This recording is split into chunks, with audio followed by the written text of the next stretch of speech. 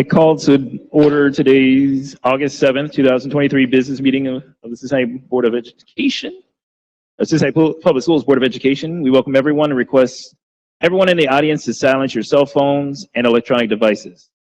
Ms. Wagner, call the roll. Ms. Bolton? Present. Mr. Craig? Here. Ms. Jones? Here. Dr. Moffitt? Here. Mr. Morosky? Mrs. Weinberg? Here. President Lindy? Members of the public who wish to speak may do so online by clicking on the chat button now. The chat feature will be open for your requests for 5 minutes. Please submit your name, your affiliation, the school community, your topic, and contact information if you would like to a direct response to any of the questions you may have. So let me start with, I'm just gonna go through real quickly, our 3-month priorities. We talk about this each meeting. Right now, what we're working on and what we will be working on is to set a new set of priorities that we hope to have for the public in September. So that is our previous 3-month priorities have already been addressed and discussed, and we're going to try and move on to building a new set of priorities as we start the new year off. Let me turn the floor over to the superintendent for the superintendent's update. Thank you. So our updates for tonight actually start with the overview for Woodward. If we go to that slide. Woodward is first, I think.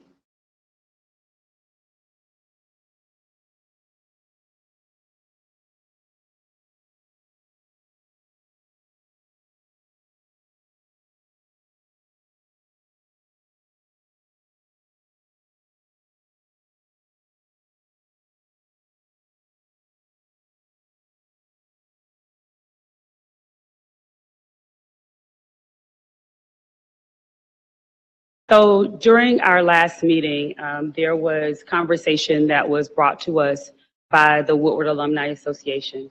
As many of you know, Woodward, an interim principal at Woodward resigned from the district in July, I believe it was. And our first point of action was to make certain that we were able to determine who the interim would be next going into the school building, as we began to further the conversations that we had already begun with the previous interim principal. So this is an opportunity to update the board, as well as the community, as well as the Woodward Alumni Association and the Woodward staff on where we are with next steps. So we really broke this down into 4 areas of focus: school leadership and staffing, school safety and security, CTE program effectiveness, and overall communication.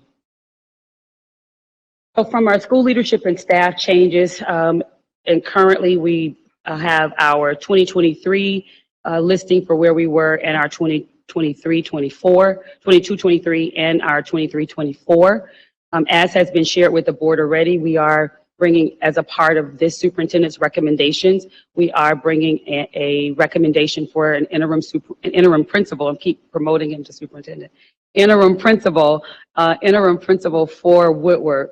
Last school year, the school had an interim principal. There were positions for 2 assistant principals, and one of those assistant principals was hired in March simply because we did not have a candidate.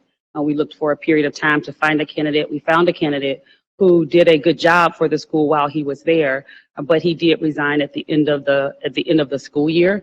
This year, we have a position for an interim principal, 2 assistant principals, as well as an assistant principal of culture and community. So an additional administrator at the school this year.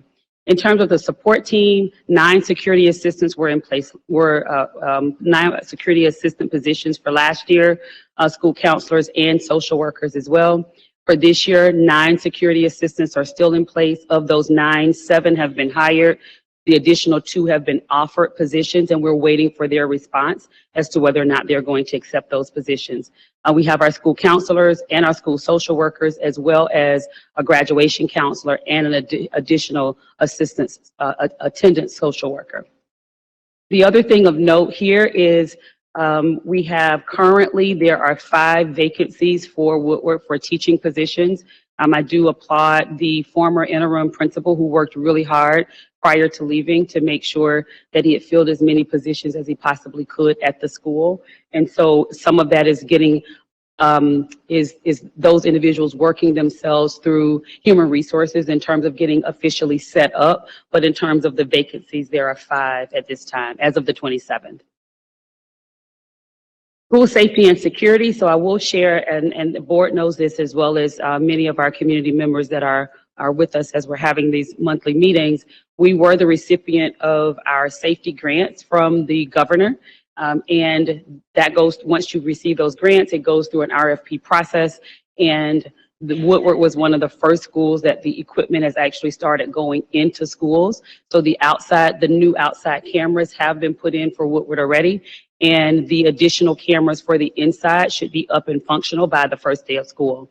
External safety measures continuing with daily bag checks, campus inspections, regular monitoring of external doors and security cameras, the updated cameras as well. Last year, there were concerns that there were some of the doors that did not have manual buzzers that were on the doors. We went out last year and put buzzers on those doors. The security team has moved through those doors to make sure that that is still the case. The front doors lock automatically, and so they don't have buzzers on those doors, but there is a security personnel that's assigned to that location.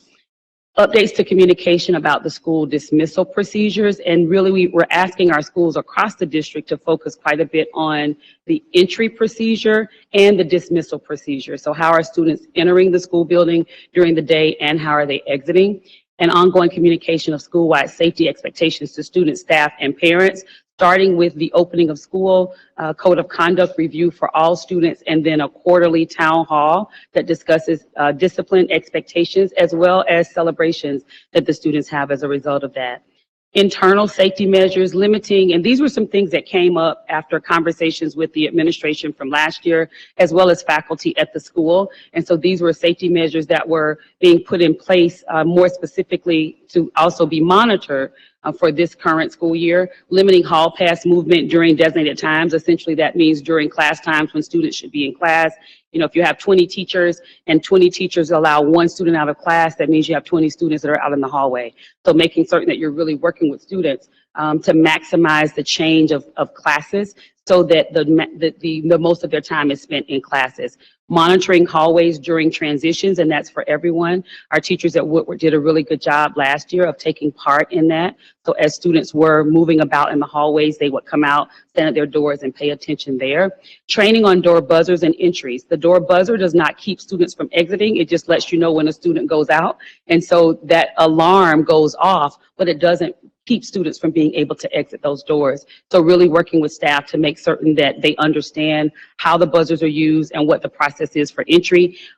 Orienting students to the one point of entry. Our school has, even though Woodward has a lot of doors, there is one point of entry, and that point of entry is at the very front of the school.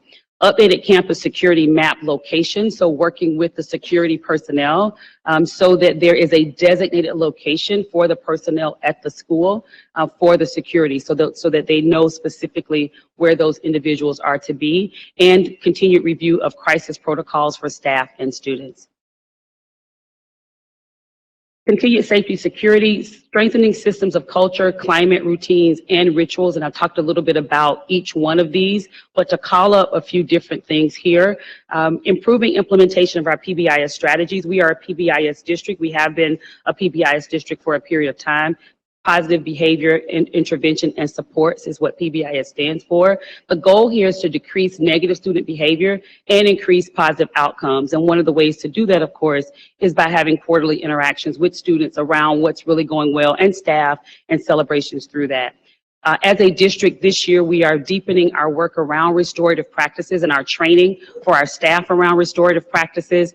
And so Woodward is in the first cohort. We have 17 schools in the first cohort of individuals that are being trained. Woodward is in the first cohort.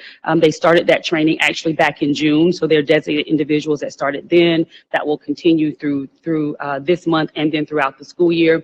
And then we'll have restorative practices again, 101 training, 101, which is the entry information for restorative practices across all of the schools for all of the staff.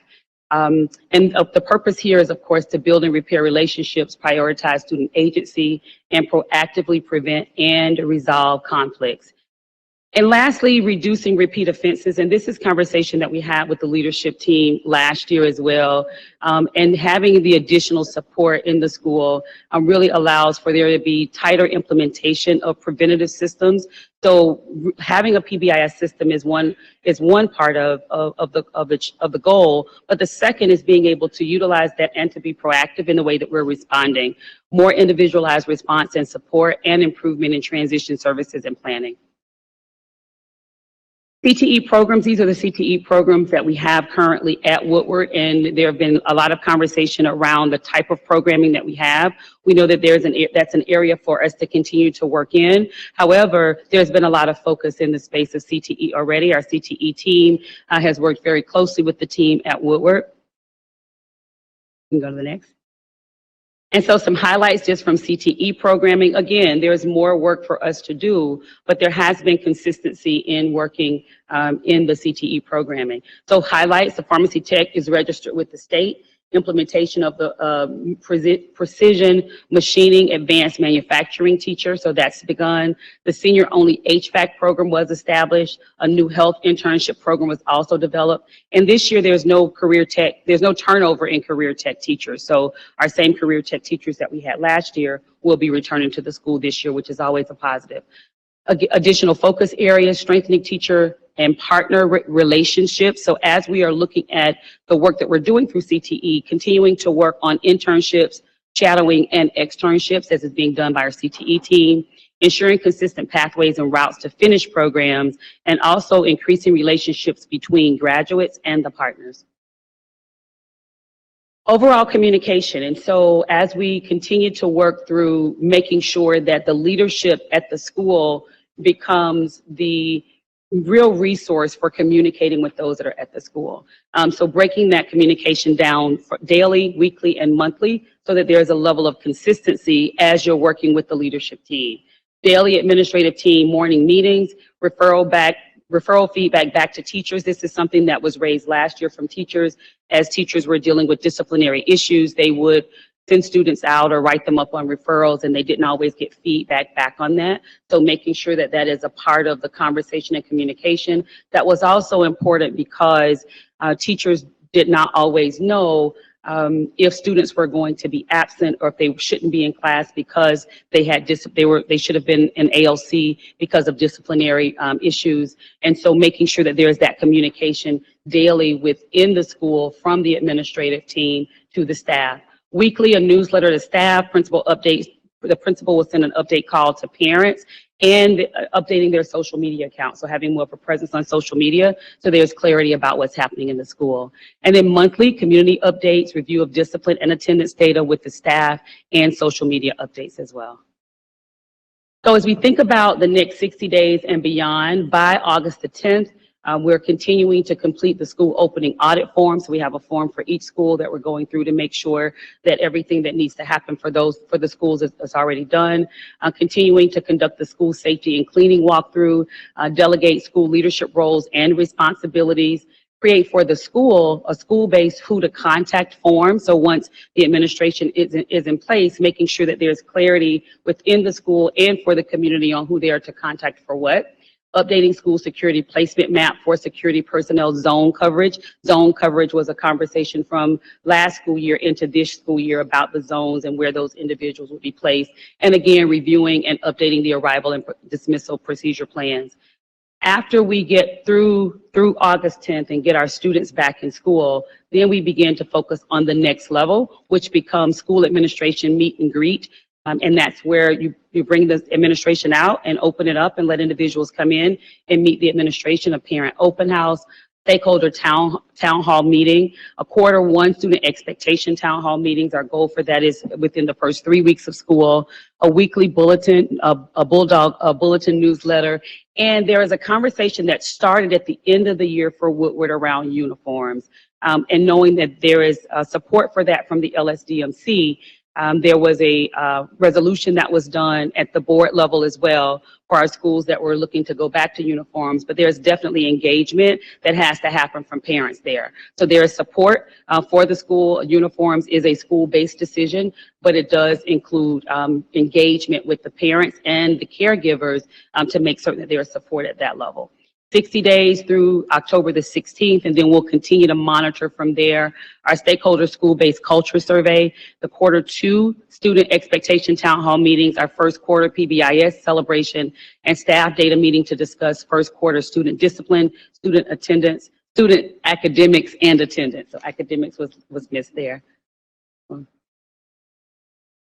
last but not least, the overall goal collectively is to continue to build the Bulldog Pride.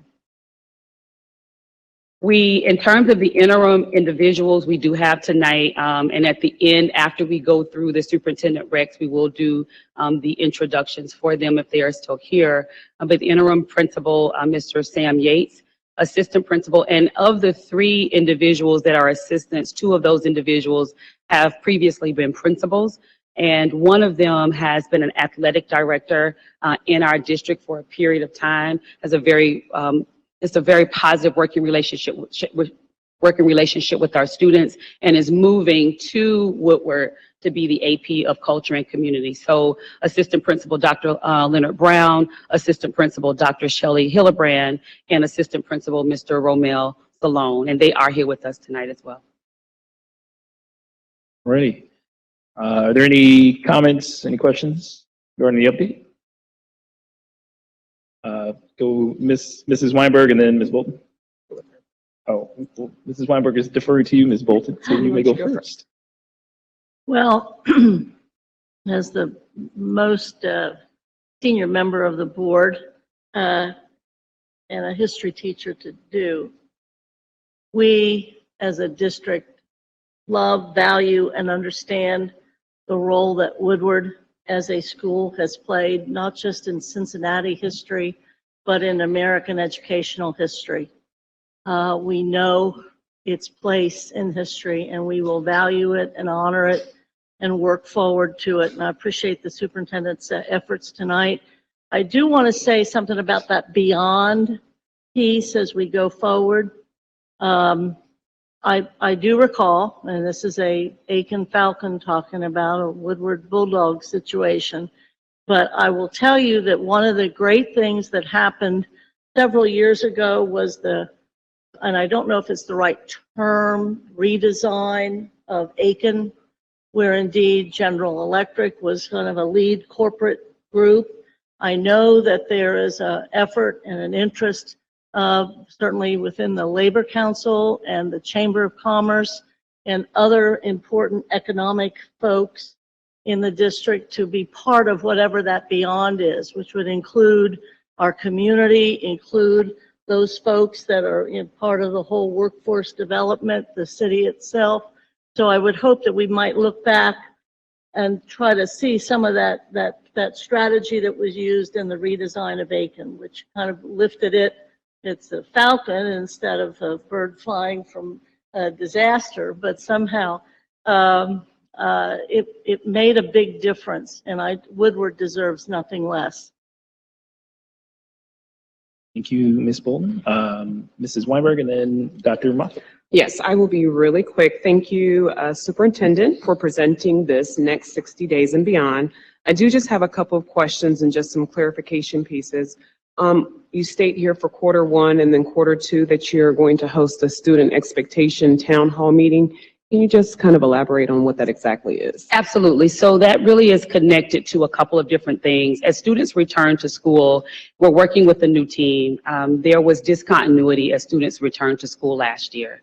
And so starting this year, giving everyone an opportunity for a fresh start.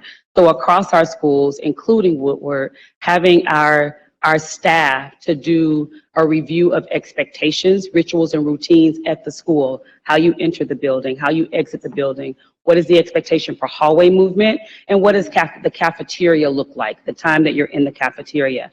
That's the first part. The second part of that is believing that by then we will have an approved code of conduct. The second part of that is that we will also review the expectations for the code. oftentimes students are receiving consequences from things that they don't always know is a challenge for them. So making certain that we're starting from the proactive approach to teach our students about the expectations so that then as we're collectively looking at accountability, we're holding everyone accountable the same way. And with that, would parents be included in staff, or is that just for students? So the actual town hall meetings at the school level would be for students and staff that are at the school. The staff at the school is committed to also doing, I believe it was monthly or quarterly meetings with the families as well, starting with the open house that families would do at the beginning of the year, and then having consistent, whether it's monthly or quarterly meetings with the parents and with the community to share that information. Also, that's work that's done by the ILT as well, so that a part of that work is reviewing data, reviewing discipline data, doing that with both the students and the staff and the parents so that there is clarity around expectations for next steps. Thank you. And just 2 questions. What's the justification for keeping the security at 9 based on the previous issues and problems that they had? So the first is to efficiently use the security that we have. And so in thinking about the size of the school, the number of personnel that were at the school, where those individuals could be placed at the school, there's really more work that's needed around training for that versus just additional staffing. And then last question, and then I'll move it on to someone else. I guess I was just curious as to who came up with the plan for the next 60 days and beyond. Who was included in the discussion or the plan process? Yeah, so the initial part of the conversation started with the previous leader at the school. So that was really where much of the background came from. There were several conversations at Woodward, several meetings at Woodward, even with staff prior to the school year ending. And so many of the areas that you saw as an area of focus were things that were lifted as concerns from last year that were carried over into this year to start in those spaces.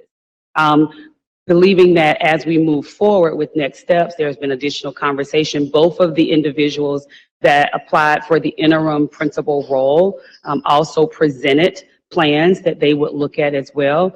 I think I shared collectively with the group, the team, because it was, there's dynamics with both of the individuals that we were looking at for interim assistant principals at the school.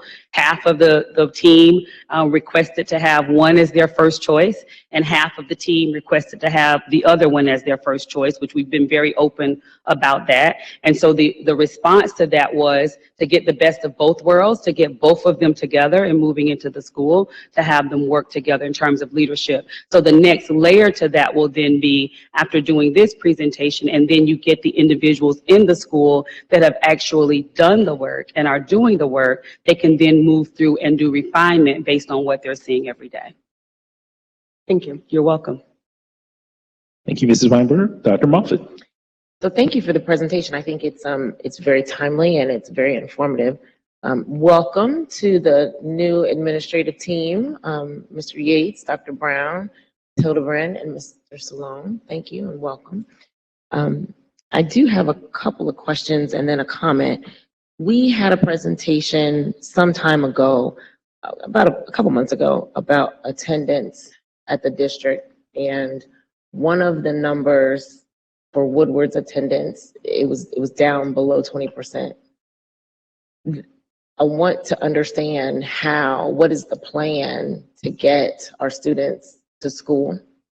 The community has really spoken. The community around Woodward is concerned. The alumni are concerned. Parents are concerned, all of which those constituents that I just named have come to the board meeting and expressed concern about the safety and security. But attendance is a huge issue for students at the school. We got to get them to school in order for them to be able to learn and to be able to engage and in order for them to feel safe.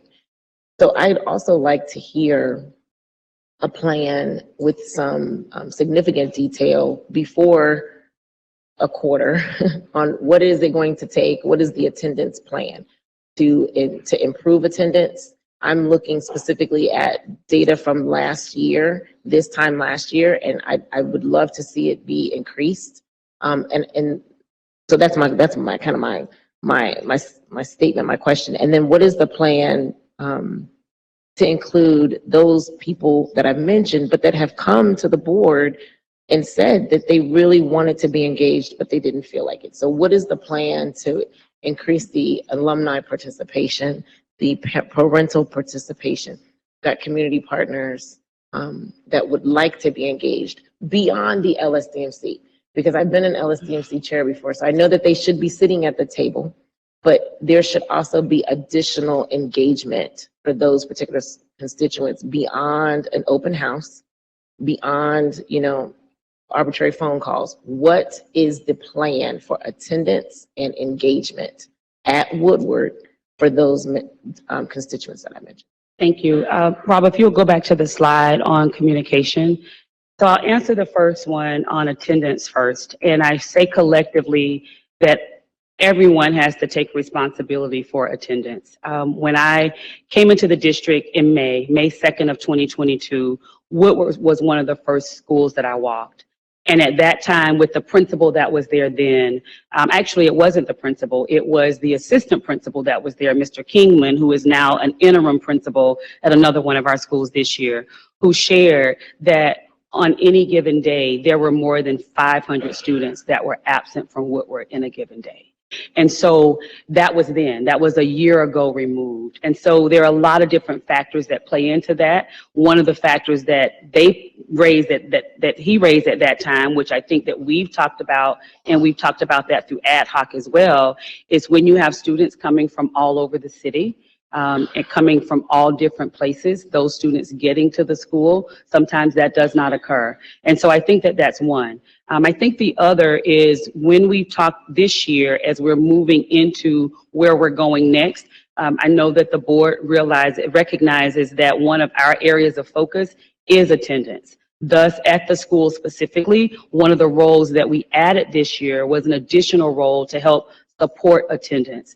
So while that one individual cannot do it in isolation, giving a dedicated person at the school to assist with attendance, to follow up with families, to schedule intervention team meetings with families and caregivers, to engage with students. And we've also talked about for Woodward as well, really engaging the adults that are at the school, not just the teachers, but the adults at the school collectively, so that they are assisting with the monitoring. So if it's no more than taking 10 or 15 students that they are responsible for doing some level of check-in with, they're continuing to do that. So there's a lot that goes into the attendance piece as we think about how we're looking at improving attendance, because that is a challenge and an area that needs to be improved for us across all of our high schools.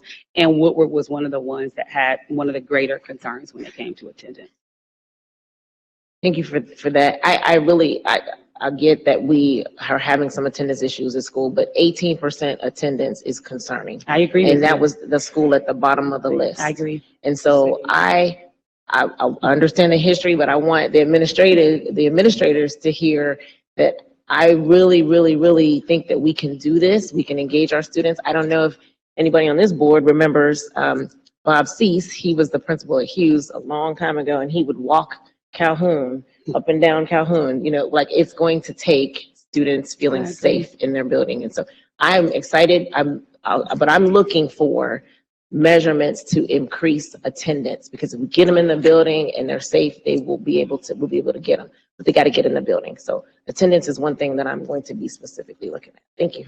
I agree. Thank you so much. In terms of the communication as well, one of the areas in terms of monthly is the community overall updates. The interim, I have had conversation with the team, even though we knew that we had to get through tonight to get support before moving forward. But one of the things that has been discussed is having those roundtable discussions, open door discussions, so community would be able to come in and have dialogue. The leadership around that part of engagement comes from the school. It comes from the leadership at the school. And so once that leadership is in place at the school, being able to engage in those spaces is something that we would expect to see and something that we would support. All right. Are there any other comments on? All right, well, so I'll give a couple of things real quick for my feedback. I want to stress the greatness that is the efforts to do CTE and the things that we can do to expand it. I think that's going to be a big help in developing our students to go out and do more in their future and see a reason to be in school. To Dr. Moffitt's point as well, if you're coming to the building but you don't see value in being there, you tend to not want to come back.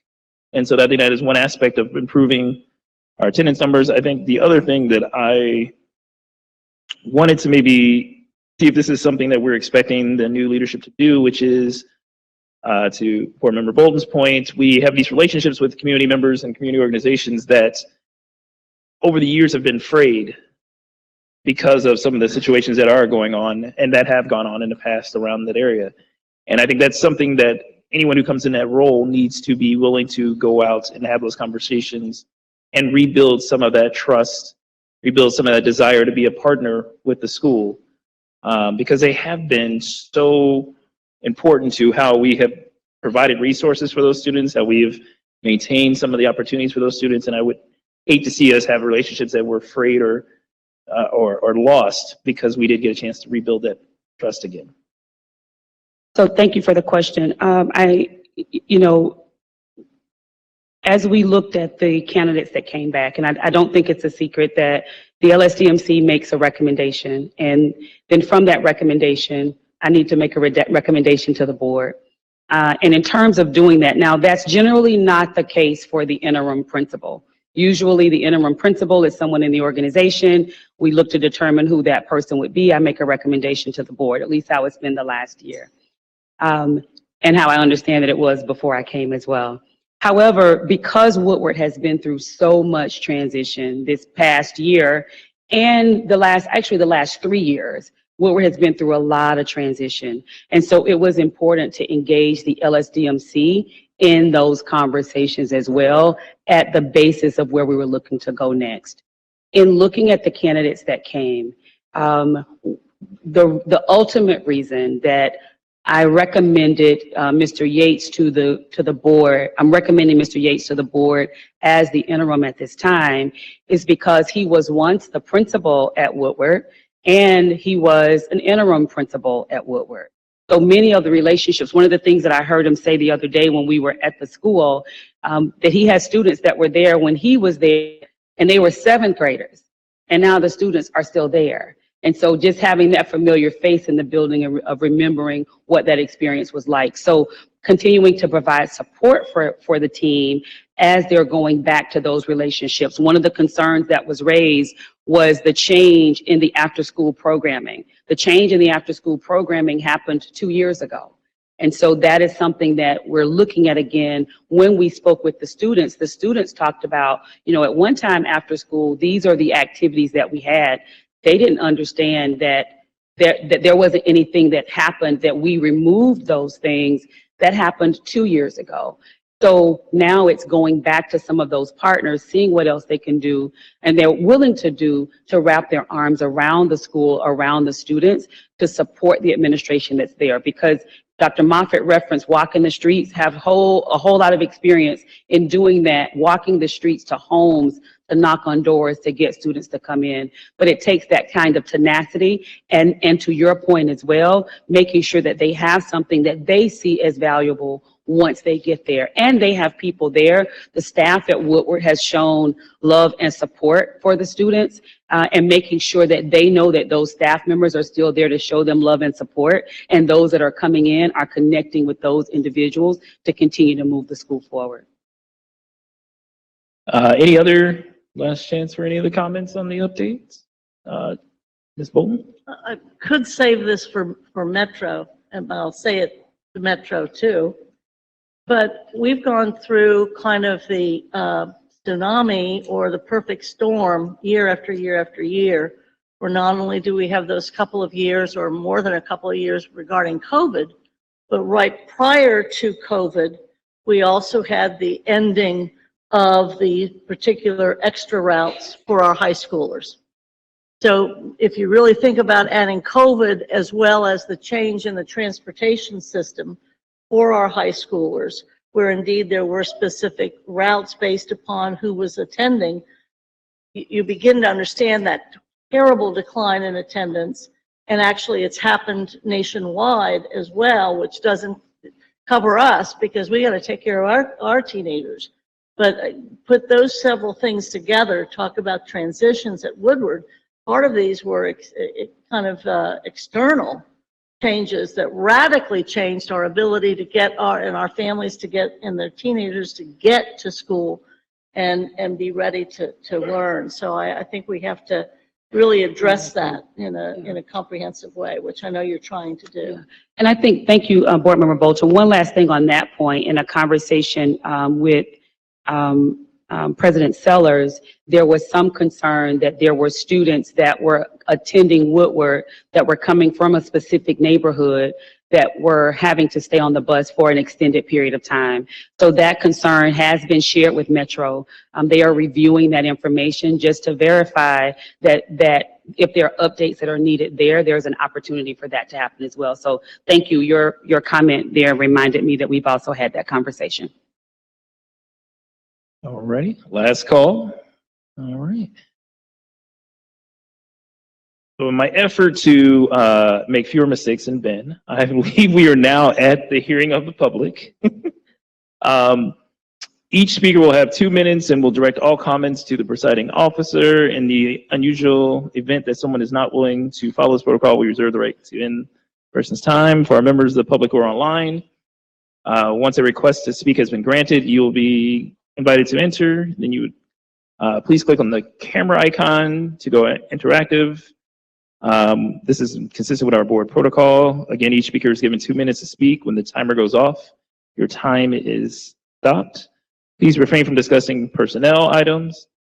After speaking, for those who are online, after speaking, you'll briefly see the welcome screen again as you transition back. Finally, we ask that the public commentary be respectful of all listeners. So either Dan or Rob, do we have any folks online today? Yes, we do. We have 5 speakers online. All righty. And I believe we have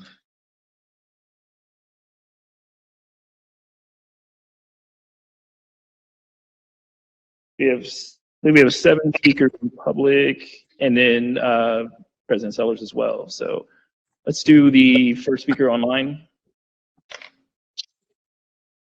Thank you. Our first speaker online is Elise Foster, followed by Herschel Daniels. Go ahead, Ms. Foster. Hi there. Thank you for your service to our school board, or to our school district as board members. I appreciate the time you spend hearing our concerns and working on behalf of the students. I'm here as a Clark Montessori parent and a family that moved into this district specifically for the public Montessori experience. We left the top-rated district to come here. Can you not hear me? It's a little gurgled. Can we restart her time and restart again? Let me try something.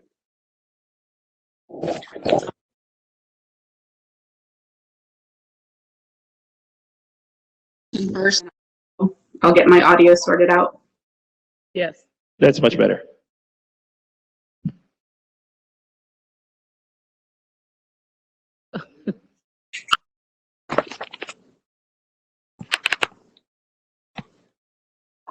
Can you hear me now? We can hear you, yes. Okay, sorry about that. So thank you, and I'm sorry for the technology issues. Just want to say appreciation for your time serving our community and listening today. I'm a Clark Montessori parent. I moved into this district with our family specifically for the public Montessori education experience. We left a top-rated district to be here, and I'm here to express my concerns with the current administration's handling of the over-enrollment issues at Clark. The district seems to be leaning way too heavily into the balancing of budgets and hitting of ratios, which is quite a lot of what I heard in the last presentation as well. And it's without regard for the specific Montessori pedagogy, a pedagogy that as a district you just approved and acknowledged as a boon to our district. It's something that you proudly talked about last April, and now there is a significant overcrowding issue at our school. We approached the district in January 2023. It took 4 months to get a response that said, hey, overcrowding is not going to be an issue based on our numbers. you're going to have the normal 130 to 140 students. We now have 181 incoming seventh graders. Our building doesn't support that. The resources that we have there don't support that. And we're 10 days before the start of the year with 1.5 extra classrooms without sufficient resources to support that. I would like to request that the board take our letter very seriously, provide the resources so that these students can thrive in the educational environment that you market to the world, to invite them to come here. And moreover, I think it's absolutely necessary that the administration stop sweeping this issue under the rug. Otherwise, we're going to face this issue year after year. You have a community agreement with Hyde Park that you're going to be in violation of. Thank you. We're going to hurt the quality. Thank you for your statements there. Our next speaker online. Yes, our next speaker is Herschel Daniels, followed by Barb Schultz, followed by Bill Collins. Go ahead, Mr. Daniels. Yes, can you hear me clearly? Yes. Yes, the issue of parent rights is among the most heated in public education, invoked in public campaigns and debates over everything from COVID policy and curriculum choices to classroom discussions about race and American history. 250th anniversary of the great experiment in democracy in the Republic of the United States of America in 2026. We at Friends of the African Union Institute support the implementation of the 7 pillars of social justice in CPS based on a BIPOC-based movement that includes moms and dads as well as grandmothers and granddads like myself who are supporting CPS and standing for freedom to decide what's best for our families and children to ensure their safety and set them up for success. Now, what we bring to the table is an agreement with PNC Bank for $88 billion through 2025. It's not something we have to get. It's something our 700-member national coalition already has in place and that we're bringing to the table and that you'll hear more about as we develop the 7 pillars of social justice and CPS in this historic year. And I invite CPS to join us at the MLK on the historic 60th anniversary with Raphael Prophet and the members of Shuttlesworth Choice Church on August 27th at 3 p.m. The written follow-up to this will be in your mail. And we look forward to working with you to make CPS, as the mayor has said, we're not just happy to be on the national stage. We belong there. We think CPS belongs there. Look forward as we re-engage into CPS. Thank you. Thank you. Our next speaker is Barb Schultz, followed by Bill Collins. Go ahead, Ms. Schultz. Hi, everybody. Vice President Craig, members of the board, and Superintendent Wright. I'm a retired CPS teacher, but I'm speaking today as a community representative from Clark Montessori's LSDMC. The Clark LSDMC has been working with this administration since early last year to try to thwart the problem that we are now faced with, that of over-enrollment of 7th grade students. But the work began years and years prior to the opening of our current physical space. We downsized from 6 communities in order to support the opening and expansion of Gamble Montessori High School. So when our current building was designed for a smaller number of students, it was purposeful. Our current building, which opened in 2011, was built after many years of planning to be a Montessori secondary school, not a traditional school.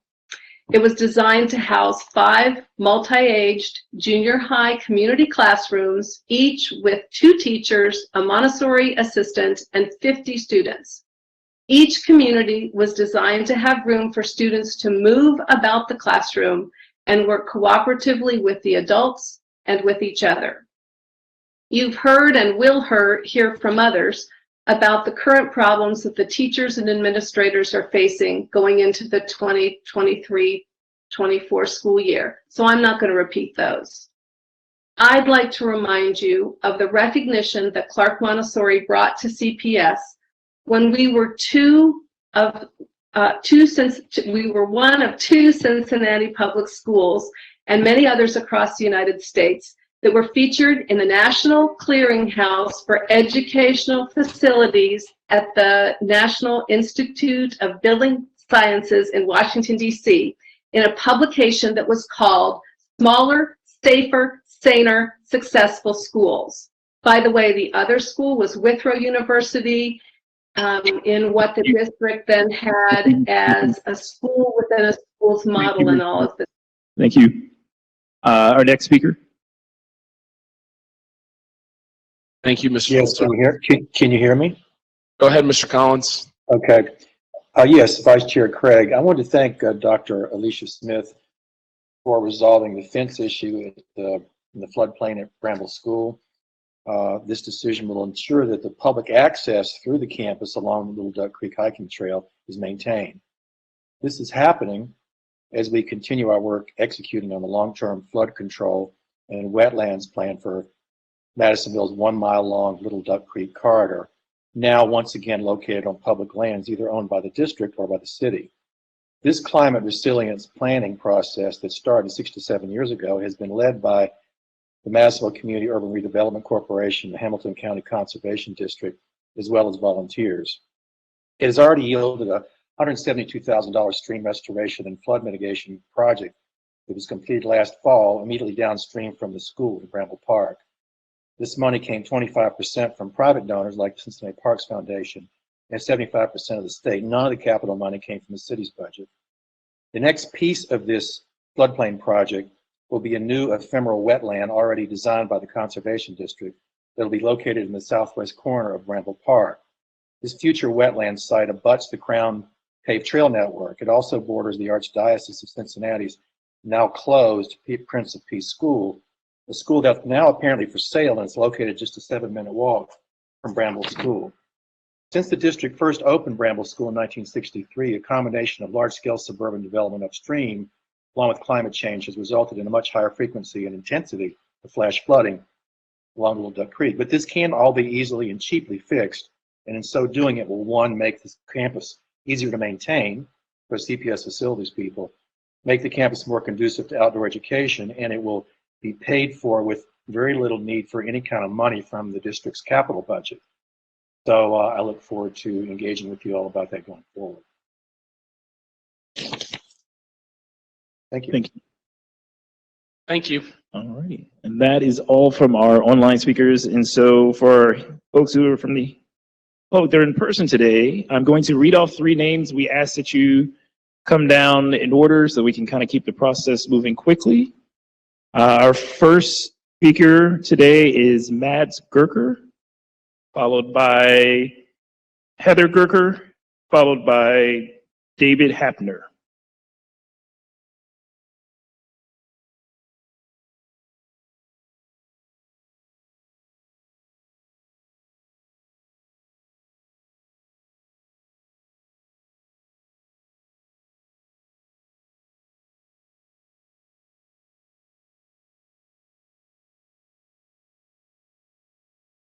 Hi, my name is Mads Gerker. I'm an upcoming 10th grader at Clark Montessori.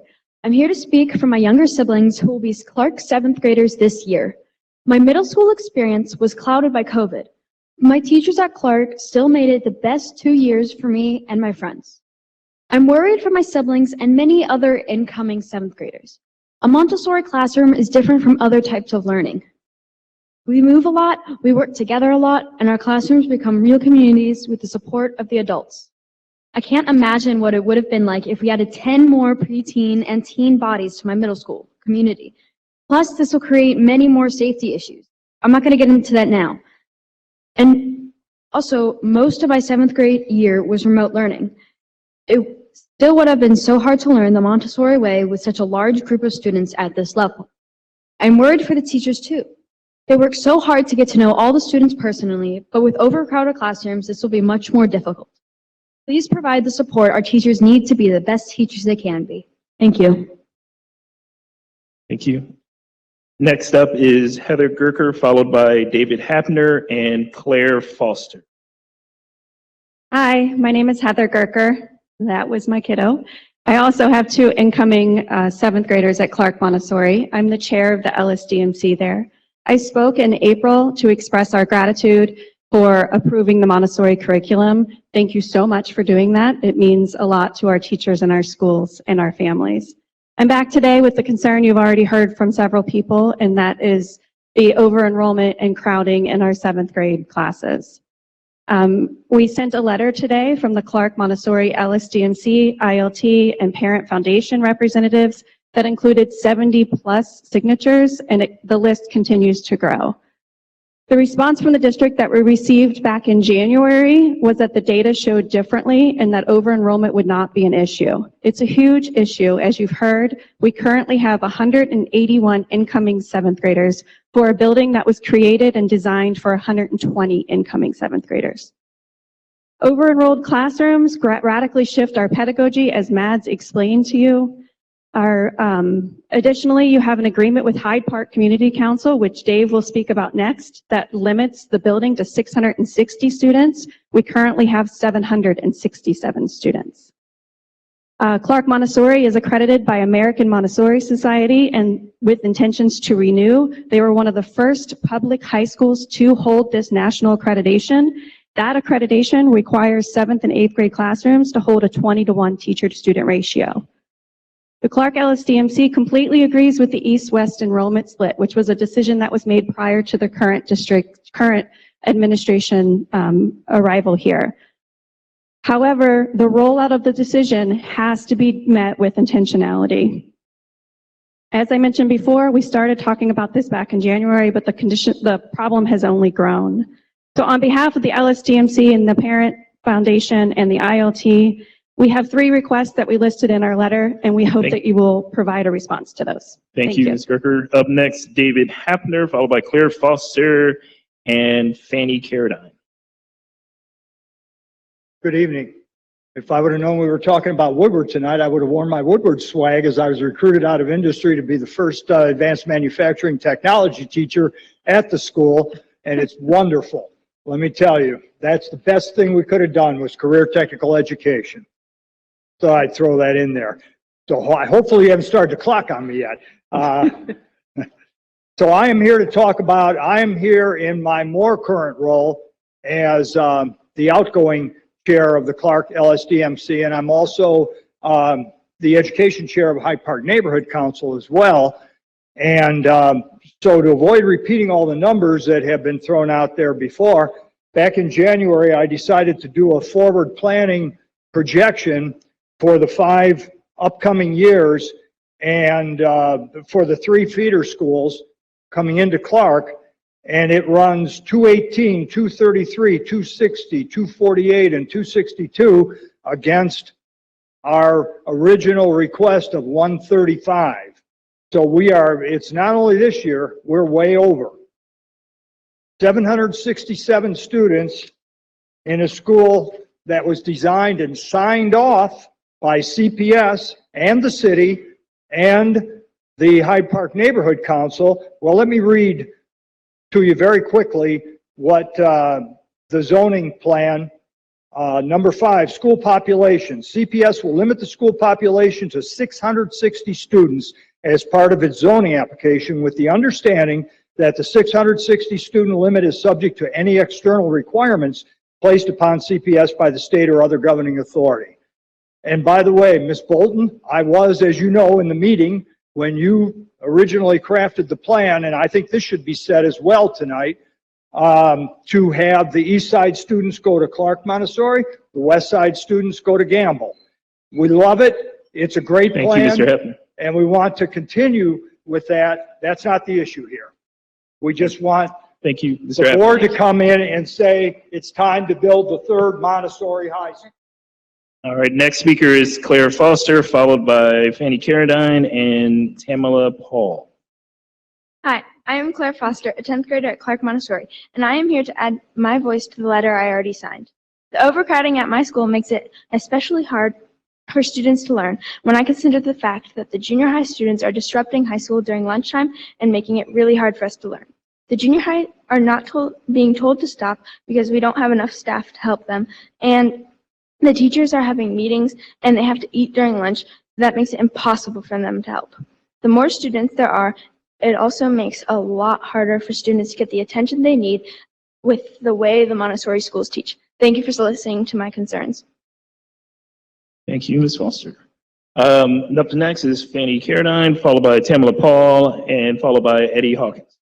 Good evening. My name is Fanny Carradine. I'm the president of the Cincinnati Federation of Office Professionals. This is an ongoing issue. We do not have enough nurses for all the CPS schools, and the school secretaries are being asked to be the backup for when the nurse is not present. We do not feel that we are adequately trained to be nurses, nor do we want to be nurses. We feel that we could come up with a better solution that's just saying, let the school secretaries dispense the medicine. We feel that the offices are really busy at times, and we do not want to be responsible for dispensing medicine that might harm a student or anything like that. We just feel that the school secretaries should not be responsible for dispensing medicine. Thank you. Thank you, Ms. Carradine. Up next is Tamala Paul, followed by Eddie Hawkins, followed by President Sellers. Good evening. Thank you for letting me be here to speak tonight. My name is Tamala Paul. I am on the executive council with our Cincinnati Federation of Office Professionals, as well as the clerical specialist for the district. I am not comfortable providing medications, as Fanny just talked about. It's a major responsibility and has potential for mistakes, such as tracking dosages or inadvertently giving the wrong medication to a student, or the student having an adverse reaction to their medication, and we're not adequately trained to deal with that.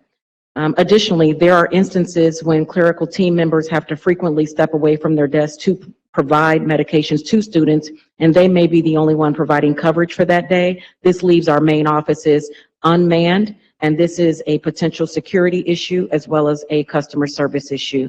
Thank you for your time.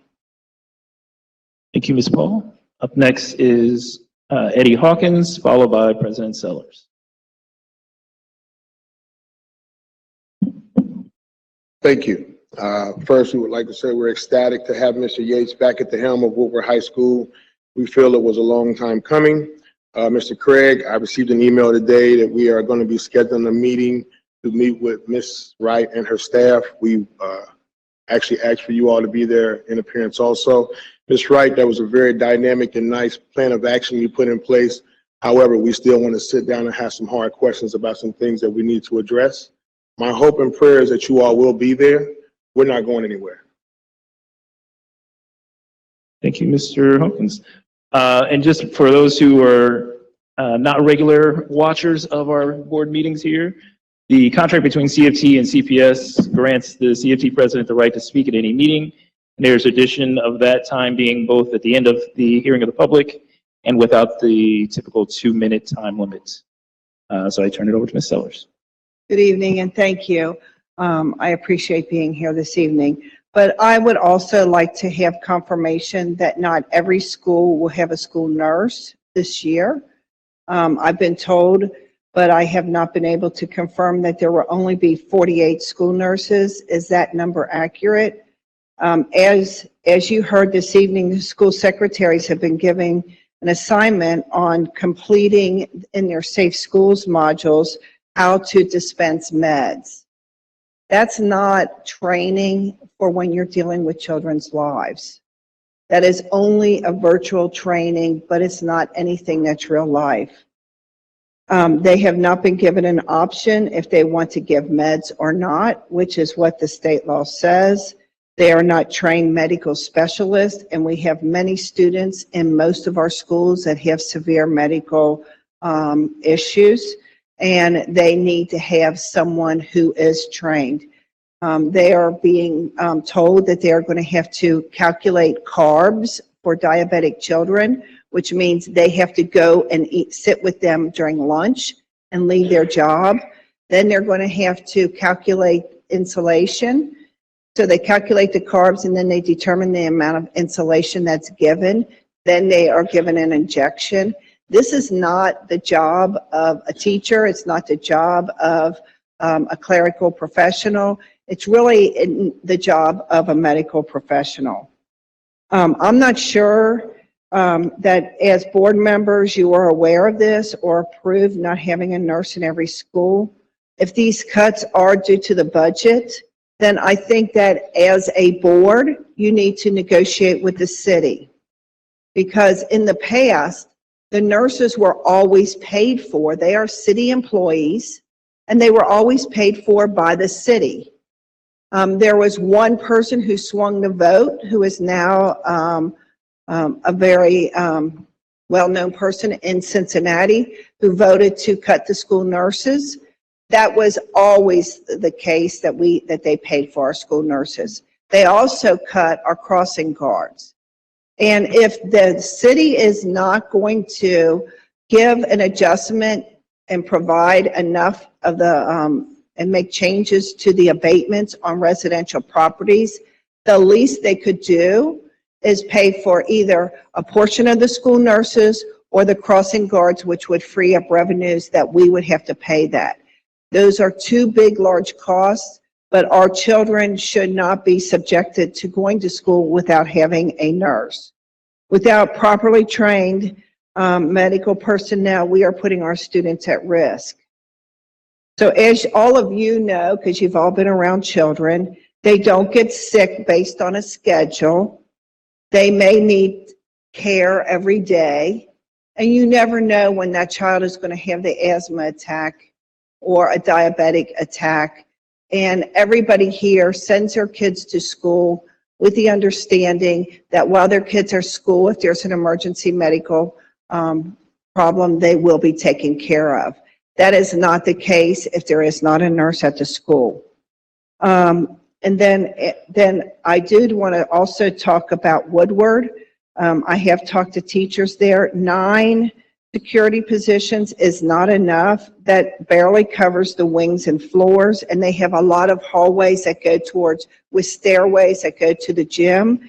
They need at least 11 to 12 security just to provide the coverage. That does not count when there's vacancies or when those security personnel have to take they do get a lunch break like every other employee in the world. And if they have 9 people who they have to give lunch breaks to, there is always somebody that's downtime that isn't at their station. So we need to make sure that that there's one person for the front hallway, for common areas, especially going to and from the gym and those hallways. They're narrow hallways, and there could be serious problems. But the way the configuration is of the building, they need more than 9. So thank you very much, and I appreciate it. Thank you. Thank you, President Sellers. All righty, so next on our agenda are our approval of our prior meeting minutes. I think do we have a motion to, or do we have, oh, sorry. Vice President Craig, we'd like to pull the minutes from the floor. We found some errors in it. We'd like to correct it and then resubmit. All righty, Thank you. that makes it easy now. So then moving along, we have our committee reports. So I believe the only committee report we have for today is our Budget, Finance, and Growth Committee. Chair Bolton. Thank you, Vice President. Appreciate it. And we'll do this as quickly as we can, even though we're in the midst of still developing that budget and facing lots and lots of decisions. The minutes begin, and they are displayed on board docs, but it begins with our monthly financials that are reported. And then also, it was then followed with a report, if you will, by number of preschool students funded through the tuition assistance program. We then talked about some great plan, great effort that's been made regarding our financial town meetings. And the group came up with about a dozen possible topics for the coming year for our financial town halls, where indeed members of the board, but also the treasurer, kind of explain and demonstrate ways that we are approaching particular issues. And those topics that have been suggested are also within the minutes. We also went back and have this long discussion regarding vendor contracts, which has been going on now for certainly 8 or 9 months. and the issue of return on investments. And as we approach not only canceling some contracts, but also adding contracts as we go through, making sure that we're applying the same kinds of rigorous stipulations on the new contracts that we have been placing, that the administration's been placing, finance has been watching, the stipulations being placed on our current contracts. Then also, we did hear again that it's an ongoing discussion that began 6 months or so ago. Heard from our chief of staff that the idea of insourcing and outsourcing remains to be a topic for consideration as this budget for 24 and the following budget for 25 continues to be a preoccupation for the administration. We also had the administration present to us the 4 major growth areas financially, or appear to be the major growth areas. Part of one is Department of Student Services, the other, not surprisingly, transportation, another HR and talent, and those sorts of efforts, as well as in curriculum, those cost centers seem to be where some of the greatest growth has occurred, and I would encourage board members to pay particular attention to those 4 areas of cost centers. And won't need to repeat it because you have the minutes. The other longer contact and discussion, and a little bit of a challenge from the administration to the Finance Committee and the Finance Committee to the administration, was that we, as a Finance Committee, suggested that we would want to see all or the complete list of the additional costs or the adds. And both the gauntlet one way and gauntlet the other way was thrown down to come up with that complete list of adds to this budget. And also representing our colleagues on the board, Finance Committee mentioned too that there's an interest in actually having a consolidated list to the degree possible of the kinds of cuts that actually are being made within. And the reality that we are now facing is that the 24 budget, the FY24 budget, at least as of the last Finance Committee meeting in July, was that there still remained $13 million to cut from the central office centers or cost centers. We also were glad enough to and happy enough to have a member of the Treasurer's Department explain to us the movement of some of this money that kind of happened pretty fast in the big board meeting, but was handled by Kevin Ashley, Director of Financial Reporting and Transparency, on a slower pace, probably for my benefit rather than anybody else's, as to how the different money was moving. We also had discussion of what is the anticipated ending cash balance, which is, I think, operating now around 14.1. I think that's at least what was initially reported. We do have a working list of the ESSER dollars that still remain, but there really was a great emphasis on our part to talk in terms of the remaining cuts and what they may be, the consolidated listing of contracts that are to be cut, as well as more particularly the consolidated list of those adds and those cuts. We also had the technical issues that we had to deal with, which is a work on our work plan. We've had a number of suggestions from the administration and the community during a hearing of the public as to adds that needed to be within our work plan. One of them was to have monthly reports regarding benefits from the administration coming to the Finance Committee.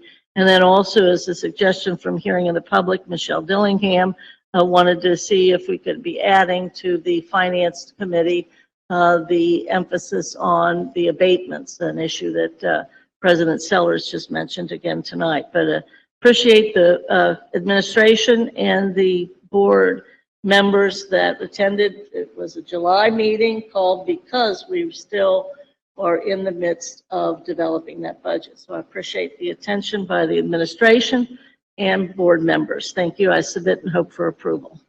Thank you, Chair Bolton. Is there any Questions for Board Member Bolton?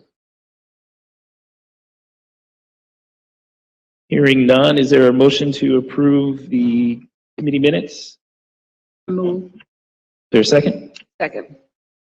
Having already had discussion or lack of discussion? All in favor of approving the Budget, Finance, and Growth Committee minutes from July? Say aye. All opposed? Those meetings are approved. I was informed I've made half a mistake, so I'm still above. I'm going well. Vice Member Craig. Yes. According to my records, we were reviewing the June committee minutes, not the July minutes. So is my Sorry. record wrong or is the vote wrong?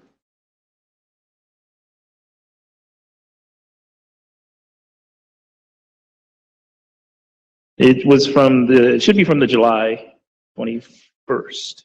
Okay, meeting. thank you.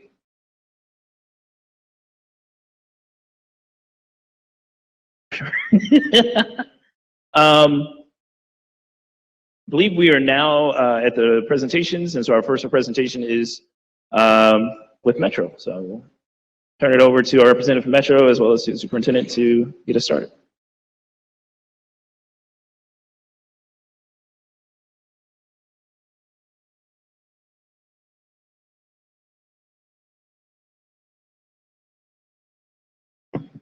Good evening. Good evening. First, I'd like to thank the board for having us here. It's a pleasure to be with you and to talk about our services and our continued relationship, certainly with the excitement of a new school year. There's nothing like that excitement. And kudos to you and good luck with all of the planning and the last minute things that you have to do getting ready. I can't imagine. Thank you for the opportunity again.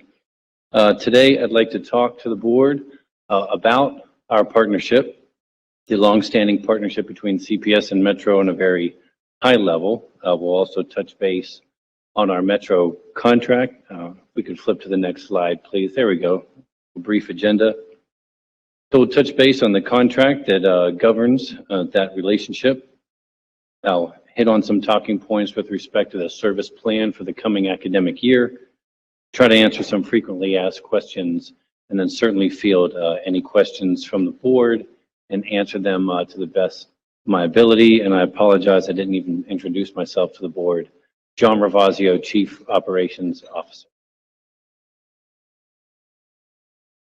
For our CPS and Metro contract, we're governed by a 3-year agreement with 2 additional single-year options. And through that contract, CPS purchases student bus passes for the academic year. So those passes, they become active with the start of the school year and are active through the end of June, through June 30th. Those are for eligible 7th through 12th graders, but they can also be eligible for qualifying elementary students. So think of younger siblings, that it's more convenient for the family to put the children on one bus on one Metro route. We can also have passes for qualifying elementary students. CPS also purchases single ride passes for other schools served by the district. And then these passes are good for the times provided by CPS. So CPS would tell us when those passes are valid. Another key piece of information are the school's start and end times. And as those might fluctuate or change, we are in regular communication with the CPS transportation staff to make sure that we're building our routes the best we can, coincide with those start and end times of the school days. Payments to, I've got sorted here, are made in 3 installments throughout the school year, but then we also will adjust or rather refund the district for any unused passes during a billing period.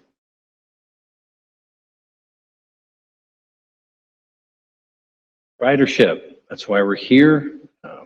That's our purpose, and certainly that data point is something very key to CPS. By contract, we provide ridership data on a monthly basis, but includes more detailed information, ridership by day, ridership by month, but then also ridership for the school year to date. As a point of reference and context, we do about 9,000 rides a day for CPS students. CPS certainly needs us to be on time. They need to hold us accountable as a vendor, and we're thankful for the opportunity to do our best to deliver. A key metric there is on-time performance of our service. And for the last academic school year, 22 through 23, our service arrived on time, arrived at school 88% of the time, at least 10 minutes ahead of the school start time. 96% of metro routes arrived to school by 5 minutes ahead of the school start time.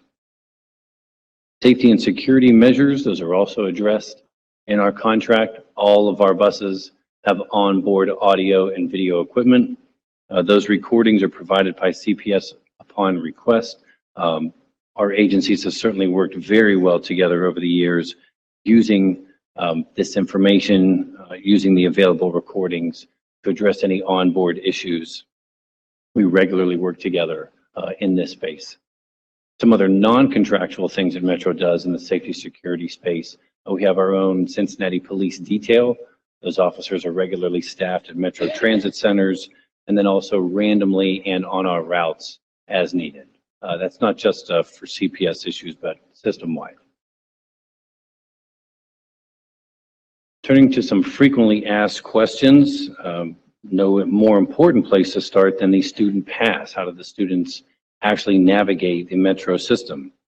So as in years past, each student or each student that the district so sees fit to provide will receive a Metro pass. The ride times, again, as set by CPS, will actually be printed on the passes. They're listed here, 6 a.m. to 9:30, 1 p.m. to 6:30. This year, the students will receive their passes at their school orientation sessions.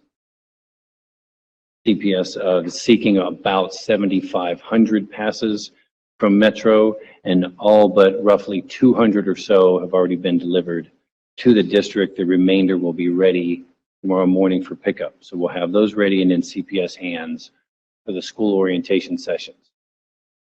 Well, what if my student has an extracurricular activity? They've got transportation needs beyond 6:30. Students will have an additional extracurricular pass or card. They show that to the Metro driver, and that picks up at 6:30 p.m. and is good until 10:30. Those will change with each academic quarter, given the students' participation in activities coming on, dropping off, etc. And again, the passes are active from the first day of school through June 30th, and they are for school days, not non-school days. Question we get also regards cell phones. Can students use their cell phones to function as a bus pass, even perhaps through Metro's app? At this point, for student transportation, we believe the pass is more reliable and a more uniform way for the students to navigate the system, also for the drivers to know that they're engaging a CPS student. There are other concerns, certainly with cell phones, but speaking from the Metro side of things, we need to upgrade our fare collection infrastructure, our technology. We don't have a lot of customizable options right now. This is something that we're looking into as we look to continue to reinvent our system for the future. Customer-facing fare technology is certainly at the forefront. With it comes all sorts of customizable options that we do not have today, but we are certainly exploring those possibilities. We're also exploring other solutions. Perhaps student IDs could function as a Metro bus pass. The technologies that these cards or passes or IDs would interact with, could they all speak the same language? We've also been discussing with the administration a potential testing or pilot program at Hughes STEM High School as we explore the ability for these IDs to also function as a Metro bus pass.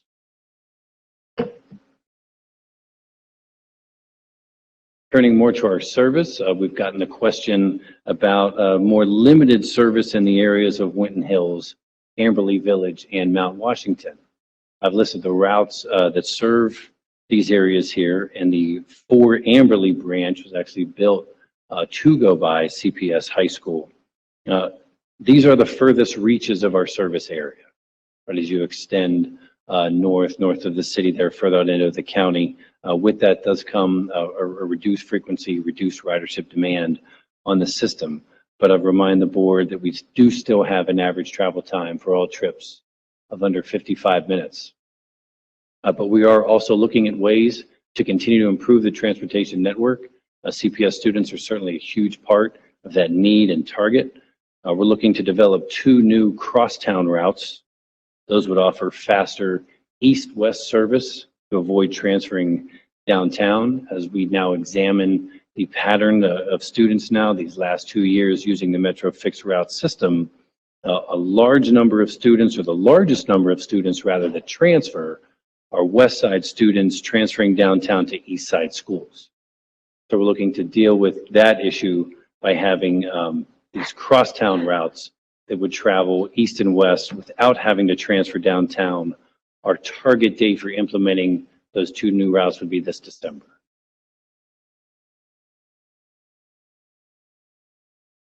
Another question we've received is, can Metro move its bus stops onto the school campuses? So more like the extra service model, where the students board and deboard the buses right there on school grounds. I'd like to speak to the board about the impact of that now that students are using the entire Metro fixed route network. If this occurred, then at any Metro bus stop on school grounds, those would have to be accessed by the general public. That would include people already on board, but then as well as people seeking to board the bus. We have to make our stops open to the general public, or all stops are. That would include stops on school grounds if so designed. That would also include people seeking to park and then ride a Metro bus. So think of that logistic issue if cars are trying to get on grounds or very near school grounds in order to then board the Metro bus. Think of all the logistics and challenges that come with that. So at this time, Metro would recommend not doing this, and instead keep focusing on getting our bus stops where they pass the schools as close to the schools as possible. Transfers is certainly something that students, families in the district are certainly interested in discussing and keeping a finger on the pulse with respect to transfers. A question comes up is, does my student need to make more than one transfer? And the good answer, the short answer is no, that is not necessary to navigate the Metro system to any CPS school. In compliance with CPS policy, while students have several Metro routing options to or from school, each student has an option that involves maybe 0 transfers, a direct route, or only 1 transfer. You see here the statistics from the last academic year. Nearly 70% of students had a routing option where they were not required to transfer. The remainder only needed to transfer once. Now, if you use our app, if you look at our schedules, if you look at our system map, there can be options that have more than 1 transfer for students, but nobody is required to do that from their point of origin or destination. But every year, students may be new to the district. Certainly, we've got new 7th graders or new 9th graders. They may change schools. Maybe they haven't ridden since the end of the last school year. That's an issue that we're aware of. So please note that Metro staff will be present with the start of the school year at all major transfer points in our transit centers, most notably Government Square and the Northside Transit Center. We'll be out there at the start of the school year at the transit centers and then at the high schools as well, to assist students with whatever they need in terms of getting questions answered regarding navigating our system. We've talked about some of the logistics, the pass, etc. Well, how do I plan my students' trips, right? How do I do that? The easiest way is to use the transit app, free app available through the Apple or Google Play Store. The transit app, through that you can engage in custom trip planning. You can see all route options, those direct options, the 1 transfer options, etc., and then track buses in real time. One point of note there for CPS families, if you download the app and you're trying to plan, be sure to pick a date on or after Sunday, August 13th. That's when the new fall service, that schedule goes in swing. That's when it's uploaded into the system. Please plan a trip date after that Sunday to get the most accurate information as you look to plan your student's trip. Also, please sign up for Cincy Easy Alerts on our website. There's a link there in the footer. Sign up for Easy Alerts. Should we experience some kind of service interruption or delay, you can get real-time text messages or email alerts about those delays. And then you can also visit our website for any routing and scheduling information. We've talked about the pass, we've talked about the planning. To ride is very simple. Have your Metro bus pass, tap it on the fare box and show it to the driver. And then for the extracurricular passes, that's a simple display function because you're getting into the late evening hours. Just show the driver that you have an extracurricular pass to cover you for those late evening hours. All I had in terms of prepared remarks, I hope that answers some questions. If it's raised others or if there are more, certainly happy to field any from the board. Alrighty. We'll open the floor for discussion unless, Superintendent, do you have anything else you want to add to the presentation? I think the only thing that I would add at this point, and I do think that it was covered just a bit in the Q&A section. I know our general counsel sent some information out at the end of the week about recommendations after going through looking at some of the cross references for the MOU. There are some opportunities for growth and success for us as a part of that. So that is not a part of the agenda tonight. It's not in the information that we have now in terms of any changes. I'm looking at Hoying to make sure I'm accurate, but I do want to share that that is something that we would be discussing at an upcoming during an upcoming conversation, so that we can look at whether or not those additional recommendations are recommendations that the board would like for us to move forward with. Okay. So the request tonight is at the standard information that we have. Okay. I just have a question for the superintendent. So the changes are part of the contract that we received from Daniel, the copy of the contract? It is, and, Okay. it was actually born out of the additional conversations about trying to clean up some of the questions or concerns that came up from before. Okay, I just needed to Yes. get clear. All right, Mrs. Weinberg? Just a quick question. So looking on slide 5 where it states for the question, when are the student bus passes active? Just wanted to clarify and make sure it says that CPS does not pay for non-school days such as weekends. What if our students have extracurricular activities on a Saturday and they need to get to and from school? How is that being offered?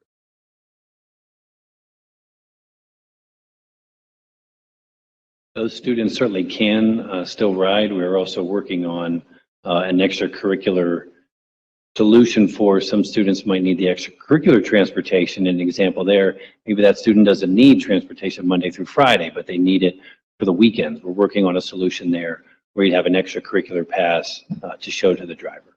So that would be able to cover for the weekend day, such as Saturday? With an extracurricular pass, yes. We also do get, we get a little bit of ridership on weekends throughout the school year. During the school year, we're getting, say, 9,000 trips a day. We'll get a few hundred on the weekend. There are still students out there. But we will transport them. We're not looking to refuse any students transportation or leave a student out there stranded. It also addressed as well from our additional conversations around that, what we discussed last year and is, as I understand, still the plan for this year. If there were major issues that were happening on certain days, for example, ACT testing, we notify Metro that that's occurring so that our students are able to use their passes during that time. We have the cutoff time for the passes, but as we understand, and that's why it's so unique when we hear, about students being able to get on and off the bus, many times that there are students there, and they may be outside of that time, but they're not going to leave a student there and not transport them. So our conversation from last year, and you can correct if this has changed for this year, but our conversation from last year was if there are those major days, we provide notice so that there is an opportunity for students to ride during that time, so that there is clarity that the students would be on the buses. Absolutely. I'm sorry. I was just going to say absolutely, just as the superintendent laid out, that advanced communication, we get communication out to the drivers, supervisors in the field, and we make that happen. Thank you. And one last question. I had someone pose to me from the community. They were wanting to know before the start of school, would they be allowed to ride the Metro with their incoming 7th or 8th grader? So will that be available this year? Sorry, to ride with their incoming, what was it? 7th or 8th grader or incoming student, will there be an opportunity for them to ride the Metro prior to the first day of school to kind of try out the route? Yes, the passes will be good as of that Sunday. So Sunday, the 13th, passes are good. The schedule's up and running. Yes, any issues, I'll say this to any parents watching or certainly the administration to respond to parents. Any issues there, just tell that to the driver, right? We're trying to get used to the service, a new 7th grader testing it out. I think we experienced that last year, particularly with the start of the school year. So yes, we absolutely make that happen. Thank you. Mm-hmm. We will, Board Member Weinberg, and now that we hear that, we didn't know, we got mixed reviews on that last year, so we did not plan for that for this year. So I'm glad to hear that that's an opportunity for us. And so what we will do is work with our team to go ahead and get information out for those 7th and 8th grade parents. We do know right now who those parents are. So to get information out for those families to let them know that starting next Monday, that they would be able to do that next week before school starts on Thursday. So thank you for that. I appreciate it. Sure, we'll get a notice out to our operations teams. All right, others who have questions? Ms. Bolton? Yeah, thank you. Just to follow up on a couple of things, when we have this proposal regarding a 3-year contract, that would mean that we would still have annually the opportunity to have an addendum that is specific to that year. Is that correct? Addendum regarding, Well, that's our terminology, perhaps. the contract does have, we call the pricing in addendums. That's why I asked when you say addendum, meaning as defined by the district and Metro's contract, that's where we list the pricing information. Okay. So that's probably an answer. Well, I don't think we Yes. visit that annually. It's designed for at least a 3-year period. The addendum is, the Right, pricing addendum. Sure, come on, I'm sorry, Larry.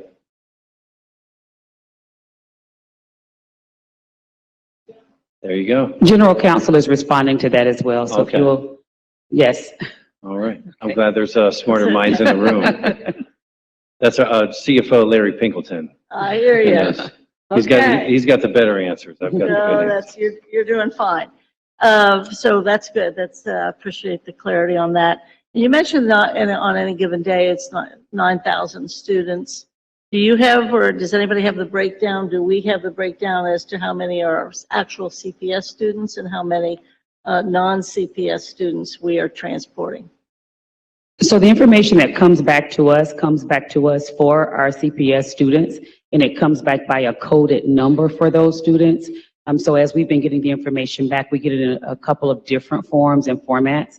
And so there is a way for us, we could get it daily. It's a lot of information for it to come daily. It doesn't come in a nice, neat format for us to get it back in. And so I think we would look at the cadence of what that would look like. Last year, we talked about, we went to monthly, getting the daily information, but getting it on a monthly basis. So I think that's the question. I still want it on a daily basis, and I understand we're not going to get that, whatever, but I'm just right now asking, of the 9,000 students that we're transporting, how many of those are actual CPS students versus how many are non-CPS students? Do we get, that's all part of the code, or? The great majority, I put in the ballpark of say 90%, if not higher. And also to clarify, it's 9,000 rides, not riders. So say if somebody's just, sometimes we talk about unique, the number of students that use. We certainly have that information, can get that information by school. Yeah, we can have that for you. That would be good. You mentioned too, and just not a couple more, but you mentioned as well that possibly other elementary students, if families determined that they would like their siblings to ride, how does that work, Superintendent? We actually gave that option last year. Honestly, I don't think, and I'm going to look to my chief of operations, but I don't think that we had any families of our children that were elementary age to accept that offer. So the ones that did go on the buses were some of our 7th and 8th grade students, and we do have a population this year of 7th and 8th grade students as well. And still to this day, though, the children that are in private or parochial or charter schools by law are not allowed to ride Metro. Is that correct? That's correct. All right. Only the CPS kids. Okay. Almost That's not done. correct. Wait a minute. That's No? not correct. Has the law changed? The school has to approve the 7th and 8th graders, elementary school students riding. They can approve, but most have not, but it's not against the law. Okay, so there is some movement in that law, or at least it Because seemed that like was it different, from the yeah. beginning. That maybe at the beginning it was always a school choice. That It's the school's Okay. choice, yeah. thank you. Last extracurricular you said would pertain to not it's tutoring as well, or it's academic stuff, not just the sports or arts or what have you. May I add to that, however, the extracurricular for that, on a regular basis, if they need the additional pass, if they're doing a club or those kinds of things, if they're staying after school for tutoring, the time that's currently on the passes would be the time that they would need to be to their buses. Because when we list out the time that school ends, with the amount of time the buses, they don't have to be on there until 5:30. So with any of our schools, that gives them up until, correct, up until almost 2 hours after school to get tutoring before they're needing to be there. Most of them don't offer tutoring at night. Great, thank you. That's all my questions. Thank you, Board Member Bolden. Is there others? Dr. Moffitt? So thank you for this information. It's very, very helpful. I'm still kind of confused and concerned about the app, and hope that you get that together expeditiously. I just think kids always have their phones.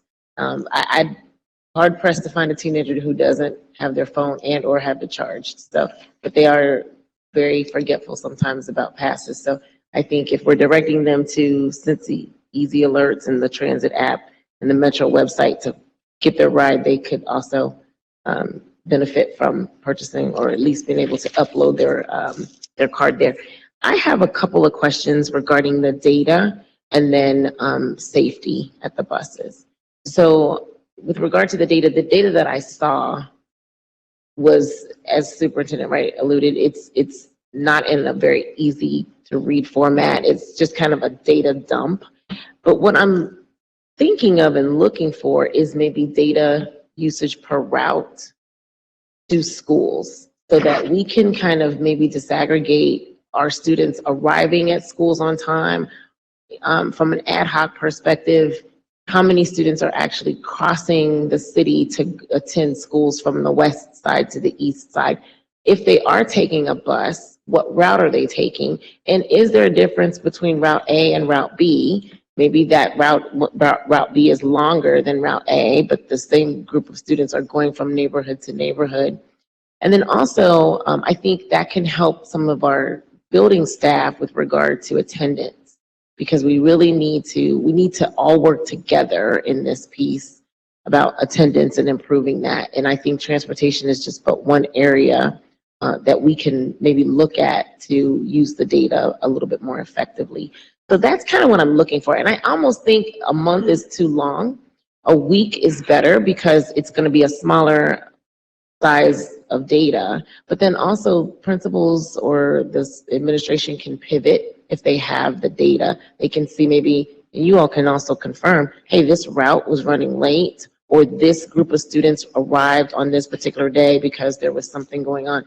I think that the data is what I'm looking for to be able to ascertain where the students are coming from, where they're going to, and are they arriving there timely? What routes are they using? That will help us from a neighborhood standpoint as well. My other concern is about safety.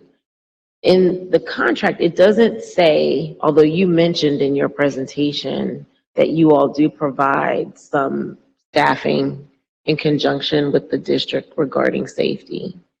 And I will share that I've seen multiple videos this year, particularly, I think maybe second quarter, third quarter-ish, where there were significant fights at Government Square. And so that tends to be a hub where kids are congregating for whatever the reason. And that's a natural hub. So it's not anything that you all are doing, but the kids congregate there and there's very little adult and or police presence and or Metro presence and or CPS presence. And quite honestly, with regard to the videos that I saw, I don't think there was any adult presence there, and it was multiple videos. And so I would like to see, and I don't see it in the current contract that you're requesting for 3 years. I don't see anything specific about what you mentioned regarding safety personnel or the ability to provide safety. It's just kind of, you mentioned it, but there's nothing contractually obligating you to it. And then what are the ramifications for our parents that find themselves having safety concerns at our hubs with regard to their students? And I asked that question because I worked with one parent who was told by the police department they needed to talk to Metro to get the video. Then they were told they needed to talk to CPS, and CPS said, okay, we don't have any culpability. So the parents are kind of getting the runaround as far as who is responsible.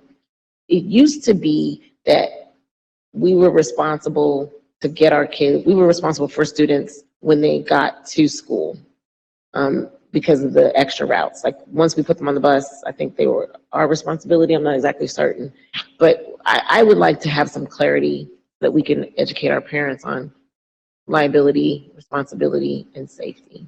So those are really my concerns. And I don't see that in the contract. And I also have a question. It says that this agreement begins tomorrow with regard to the contract. And are we going to be obligated starting tomorrow? It says August the 8th, 2023, and end on June 30th, 2026. So just a little clarity on that too. Sure. So I guess working backwards there, we're working as an agency as if the contract were already in effect, meaning get the passes ready, get them in the students' hands, go to the orientation sessions, all that kind of stuff. We're working out some of the finer details while the school year is happening. No problem. Issue number one is get the kids the information to get safely to and from school, right? We'll work out the other issues. Working backwards there, talking about, say, Government Square as a hub, maybe some of the parent confusion. We're happy to help with any parent question there is, whether that's a safety concern, if you want to call it a customer service standpoint. That CPS parent with a riding student, that is a Metro customer, right? So let's handle that, or that family is, or that school is, or the district certainly is. So we can handle it that way and throw all of our resources to cooperate with the situation as it needs. Is that cooperation with CPDs, that use of video, that engaging CPS staff through all of those partners? Certainly happy to help. Back to the Government Square issue, we've been in discussion with the city, with Cincinnati Police, of coming up with some strategies to target what's happening at Government Square, namely more kids downtown, right? One thing we can do as a transit system is continue to improve the efficiency of our network. We're very excited for these 2 new crosstown routes that are in development. You mentioned some of that ridership data, working back to that. We're certainly to help with all of that. Now that we've got 2 solid years and examining the schools and how their students behave from a transportation perspective, they're not all the same. There are some schools whose students rely a lot more heavily on downtown transfer. Might that mesh with your attendance data? I don't know. Let's have that conversation. But we can see it from a transportation perspective. Can we streamline those routes? Can we target that issue with, disproportionately West Side students transferring to East Side schools and having to do that downtown? Again, very happy about the 2 routes that are coming, but this kind of data, where students are transferring and why, what routes, right? The use of all routes is not the same. I'm happy to share that information, certainly with, if it's at this level, all right. If it's the transportation team that regularly interacts with ours, perfectly fine. Happy to help. Like you said, data is going to drive better decision making. Any other questions? Jones? Yes, just one quick question, and you may have said this, but I couldn't find it. You mentioned about the the number of kids who come from west side to east side. What is sort of, do you know what an average time on the bus is for them? Are those the kids that have to transfer? So they're taking 2 buses in what amount of time? They don't necessarily have to transfer. There Okay. are more transfers going west to east, meaning home to school. Yes. Not necessarily have to, but much more prevalent rate. First part of your question, I missed the first part. How much time does it take to get from point A to point B? Average trip time is just under 55 minutes. 55 minutes. Okay. Any other questions? I didn't, so the contract that we received is in effect now, correct? That's actually a question for council.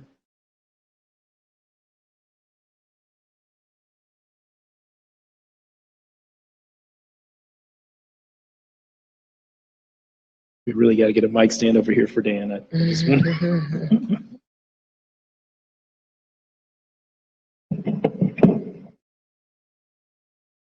you hear me? Yeah.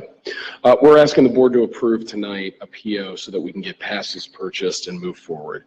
We know there's some changes to the contract. We think there's some positive changes actually to the contract from last year. We will wait to sign off on the contract until the board's comfortable moving forward on that. Okay. So it is dated for tomorrow, but we will not move forward on signing the contract until the board's comfortable. But you need the PO for. The PO we need so that we can That's move just the forward start. purchasing passes. Okay, thank you. And the reason is because we can't provide services for the students for the first day without the PO. So that's why we brought it tonight. And I just had a couple of questions. I think first one, well, I know we know the hubs are, a frequent amount of students and stuff there, and there's those people in general are at the different hub stations.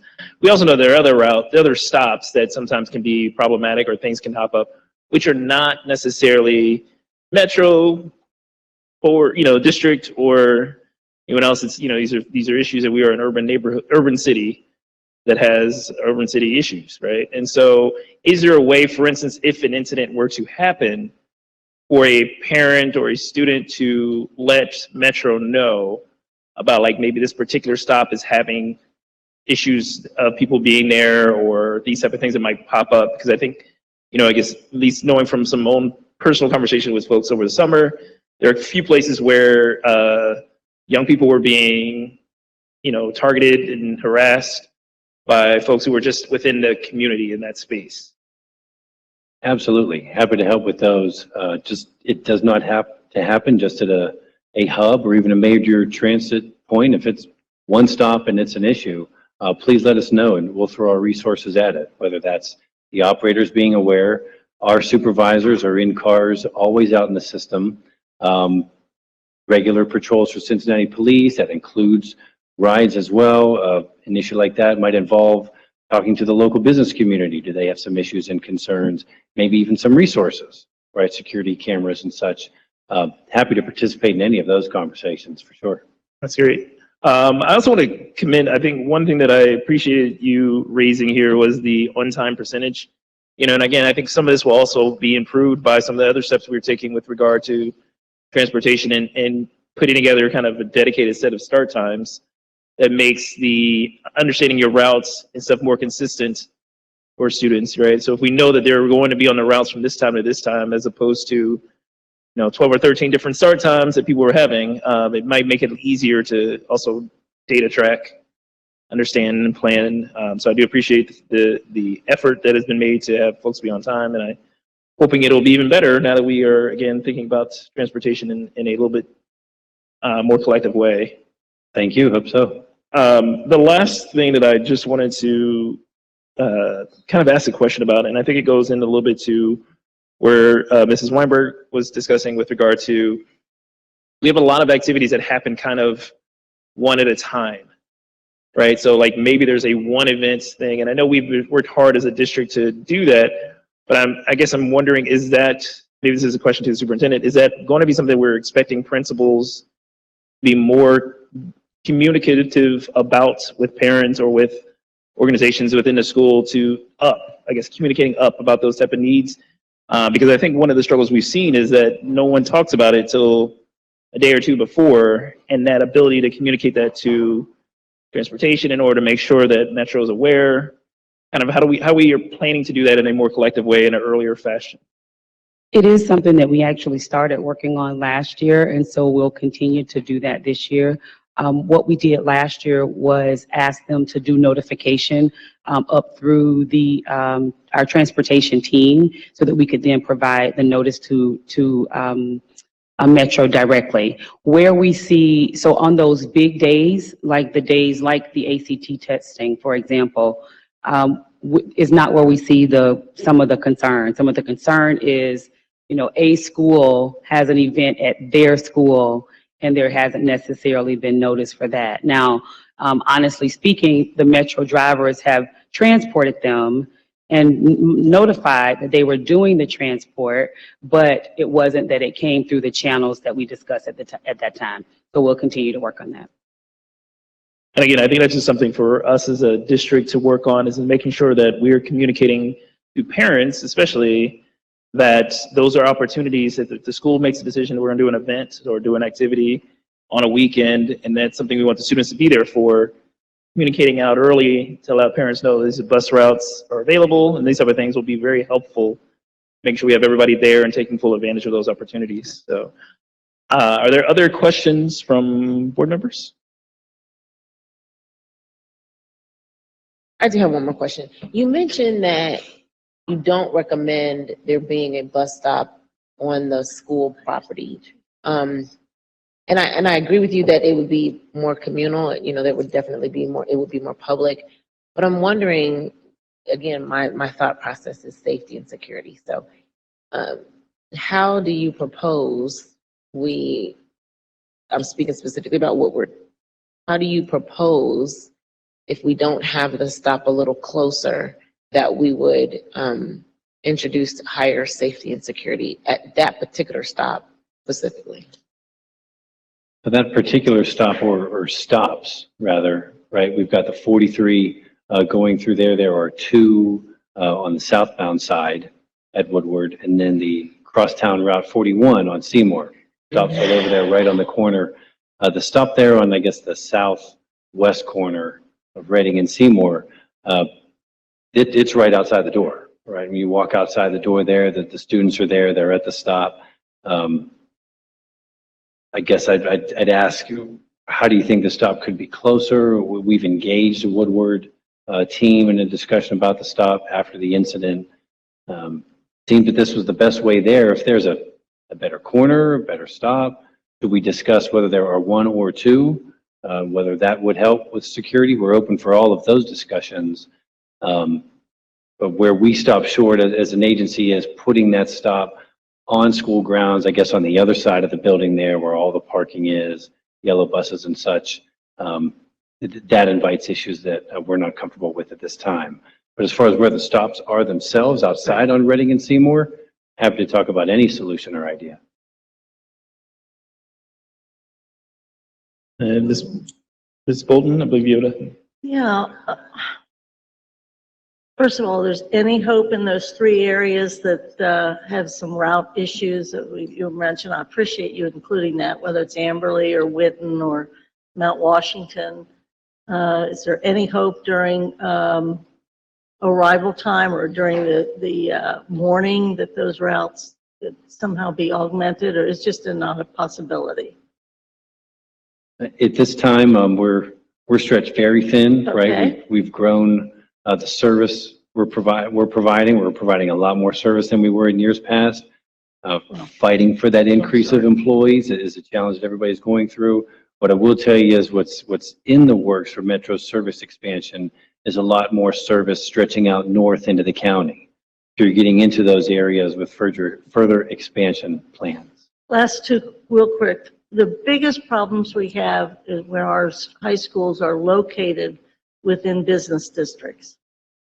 And if administration and Metro can pay particular attention to that, the distractions and the issues that arise. And the other piece of that is the arrival is not as rough on schools, but the dismissal time is a critical time for a lot of the neighborhoods where this happens. And finally, kind of knowing the superintendent a little bit now, do we, as an effort with your security people and with whether it's, since we're bigger than the city, the sheriff and the Cincinnati Police, do we meet every Monday or something, or have a conference call of some of the things that are happening? Do they get a list of our big games that are coming? Of course, the CPD does, but I just wonder, with all the technology that people have in law enforcement now, whether it's shots fired or some of this other stuff, or the intelligence that they have and that we have, is there some united effort led by you with your good relationships with law enforcement? Is that? It is actually something that was shared with me, and this is the second time I'm using President Sellers' name tonight, but it's actually something that was shared with me in a conversation earlier with President Sellers about something that used to occur in the district years ago between those different entities. So it's something that we've had conversation about. There has been direct communication with our security team, specifically about some of the concerns that were at Governor's Square. But it was really at the point of recommendations for what was going to happen in terms of transportation in the area.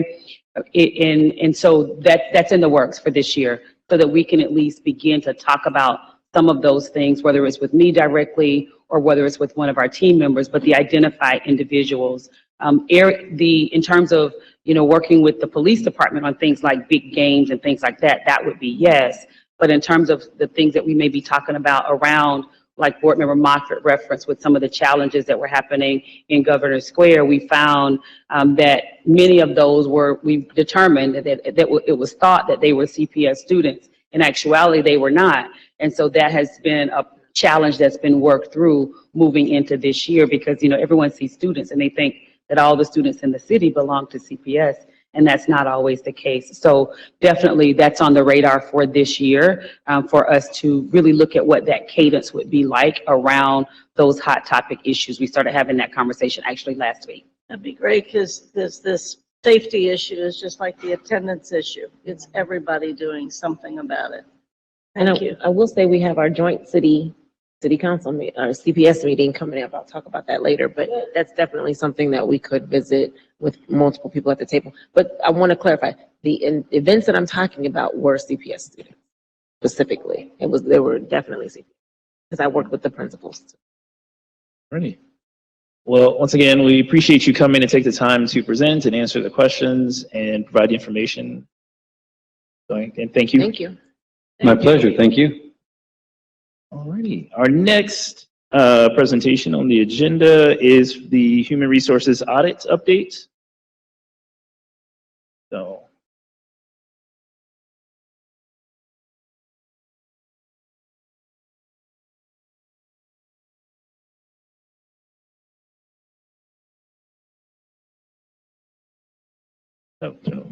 Thank you, Vice President Craig, members of the board, Superintendent Wright. Thank you for having us. I am Ray Hart. I'm the Executive Director with the Council of the Great City Schools. It's an honor and pleasure to be here with you this evening.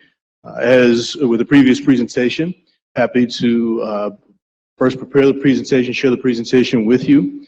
We were asked to come in and do an audit of your Human Resources Division, and we have conducted the council represents 78 of the largest urban school districts in the country, and we have conducted over 300 of these audits over the last 2 decades. So looking forward to sharing with you what we learned, what we found. First of all, I'd like to start by thanking the team. You see on the PowerPoint slide that not only myself, but Willie Burrows, who is our Director of Business Services with the council, was a part of that team. In addition to that, David Palmer, who was a principal investigator. He is retired from the Los Angeles Unified School District. He was a member of that team. Amy Green Webb is currently the Chief of Human Resources in Jefferson County Public Schools in Kentucky. He was a part of the team that came in. Arnaldo Gutierrez, who is the Assistant Superintendent for Human Capital Systems in Austin Independent School District, was a part of that team. Debbie Ignagni, who is the Deputy Chief Information Officer, retired from Los Angeles. And then two others, Kansi McCarn, who is a Chief Human Capital Officer in Sacramento Unified School District, as well as Lori Ward, who is the former Chief of Talent and Equity. She's retired from the Cleveland Metropolitan School District. And I share those names with you to let you know that when we come in to do these types of reviews, we don't rely on our expertise as a staff. We rely actually on the expertise of individuals from urban school districts around the country that look like Cincinnati Public Schools to provide their perspective and their recommendations. So I am happy to share their recommendations with you and also some of the findings. As we go through this report, I just want to let you know that we're looking at this from a very broad perspective. We interviewed a number of staff who are all identified in the report.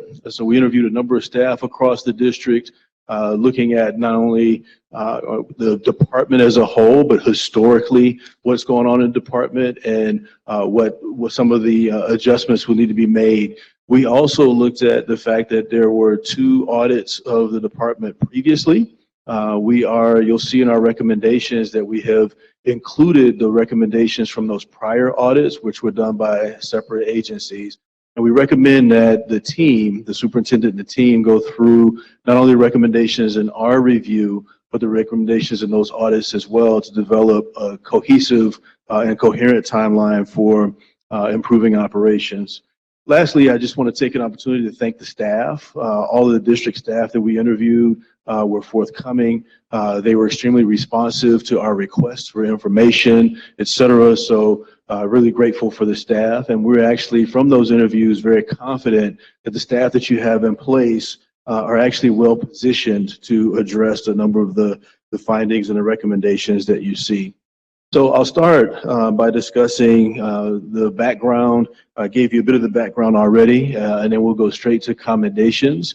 But we do come in and spend 3 to 4 days on site. In this particular case, we spent an evening and then 3 days conducting interviews. We did provide at the end of that a high-level overview of some of our findings, some of the things that we heard, and some of kind of a purview of the recommendations, if you will, to the superintendent and her team prior to leaving, and then prior to completing this final report. So I'll start with commendations on the next slide. And you'll see that, again, we were looking particularly at some of the recent management hires that have come into the district. They were particularly complimentary of their onboarding process.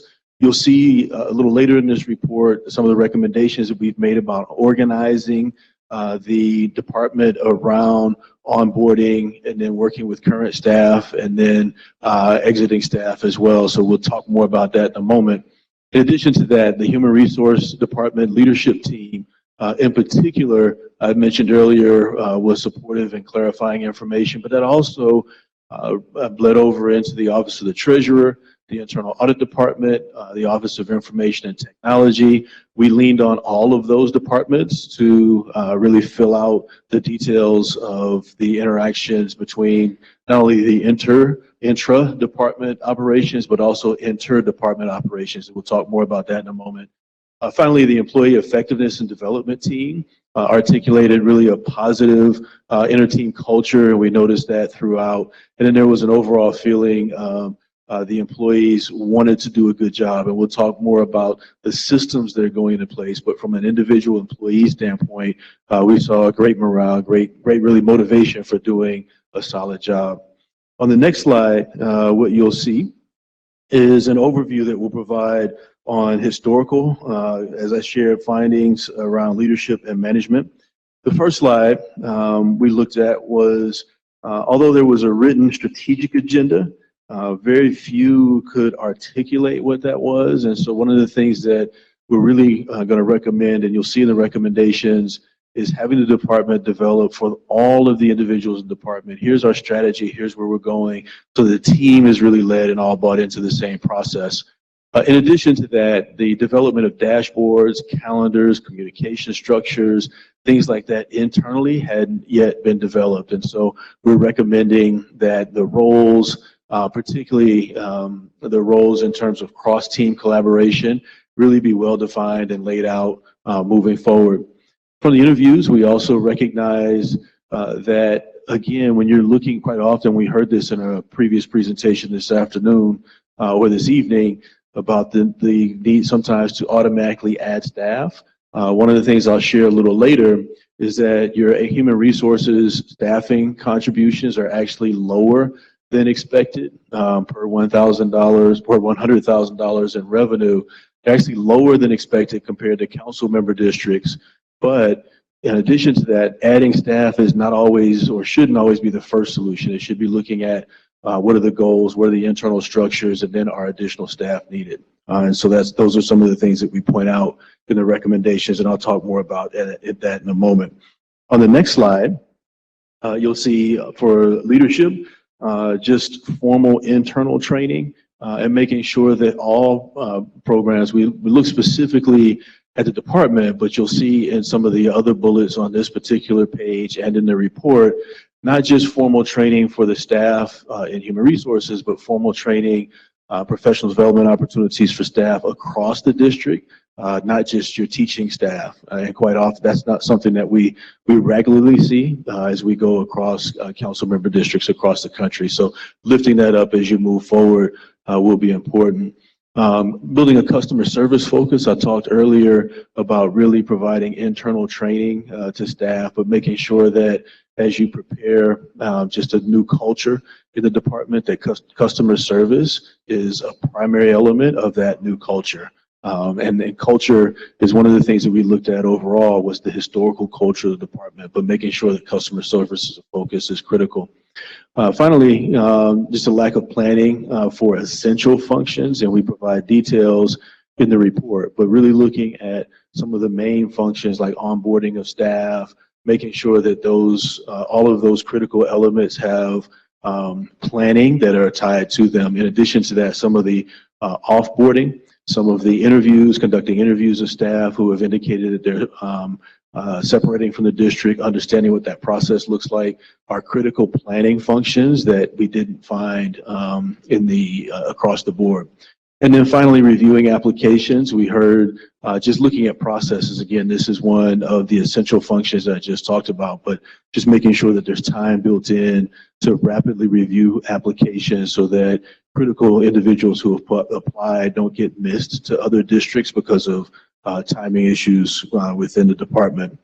And then finally, we typically see in really well functioning, on the next slide, really well functioning human resource departments, online tracking systems, so that all the staff who are part of the hiring process are well aware of where individual candidates are in the process. For example, principals who might be hiring teachers, making sure they understand where an individual candidate is to avoid, for example, principals hiring the same candidate because they didn't realize that another principal had already picked up that candidate. They're no longer available. So online tracking systems are extremely beneficial in that process. It'll also ensure that the processes that you have in place are really responsive to immediate needs of both the candidates as well as the staff in-house. Grow your own pipelines. We know that there has been work to develop those, but really expanding those grow your own pipelines, understanding the career development of not just your teachers, but your principals and other staff through the district. So making sure that those are built out, as well as looking at paraprofessionals and others who might engage in grow your own pipeline supports. And then finally, hindering staff hiring and expeditious onboarding, and talked more about that with the online tracking system and other challenges, but making sure that, particularly given now, and one of the things that I wanted to share as part of this process and part of this expeditious onboarding, we've actually been asked to do this year more human resource reviews in council member districts than we historically have. And you can kind of see that in the history of our reports. A lot of that has to do with the pressure that has been placed on HRT teams because of the staffing challenges that have been faced across the country. And so those ramped up pressures on recruiting and hiring staff have really resulted in additional pressures on HRT teams. And so in looking at just the expeditious process, quite frankly, a number of our systems didn't have those expeditious processes in place. You're talking about fingerprinting and other things that need to happen. All of that has received additional scrutiny recently because of those challenges. Those two things are really indicative of these next two sub-bullets under that item, one of which relates to early contracts. And a number of our districts have already engaged in a process of, even for student teachers, offering those student teachers unidentified, meaning that I'm not identifying an individual school, but I am offering you a contract even as a student teacher in our district to really recruit and retain teachers early in the process. So being able to identify places where those early contracts can be offered to individuals, backfilling of existing vacant positions that can be expedited, those are critical elements of improving the system as well. Secondly, on the next slide, you'll see the HRT management software. We understand it is being phased out. It is being replaced with a new set of software. So just making sure that that new software is really, you're implementing all the facets of that software. We recognize as well, I believe that software has already been implemented on the finance side of the house, but now engaging with the other individuals that are interact with that, human resources and others, will be important in making sure that that software really provides, again, expedited processes for hiring, for recruiting, for really identifying vacant positions, filling vacancies, et cetera. That software will be critical as part of that process. So one of our recommendations is just to continue to move forward that process. CPS, as I mentioned earlier, had a significantly lower number of administrator FTEs relative to other council member districts. That's highlighted in the report. You also had a lower administration expenditure for total revenue per pupil compared to other council member districts. You'll see that data in the report. And then you also had highest per pupil administrator ratio at 146 students for every administrator. So in terms of administrative staff, you are lean, and so that's actually a good thing. But understanding what that might mean and what some of the checks on the balances need to be in place to make sure that your departments are fully staffed and fully functional versus where your per pupil, both revenues and expenditures are, will be critical. And I know that's something that is, you just mentioned earlier when you talked about budgets earlier this evening's meeting. On the next slide, we'll talk a little more about just organizational findings. And I'll go through just 2 slides on the organizational findings, and then we'll talk more about recommendations, and we'll go into our recommendations. I mentioned this earlier, looking at the structure.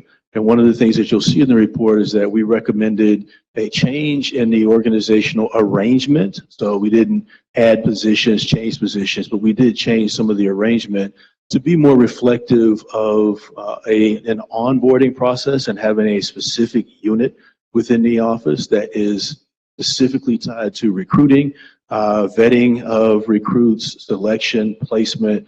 I mentioned earlier the online tracking system, but making sure that there is a unit that is specifically tied to that process. One of the things that we also will recommend, you'll see in the recommendations in minutes, is really an investment in the recruiting process. So recognizing that you'll, given relatively, comparing relatively to previous years, you'll have to make a greater investment in recruiting now than you have in times past, given, again, the staffing challenges that are being faced by really the nation.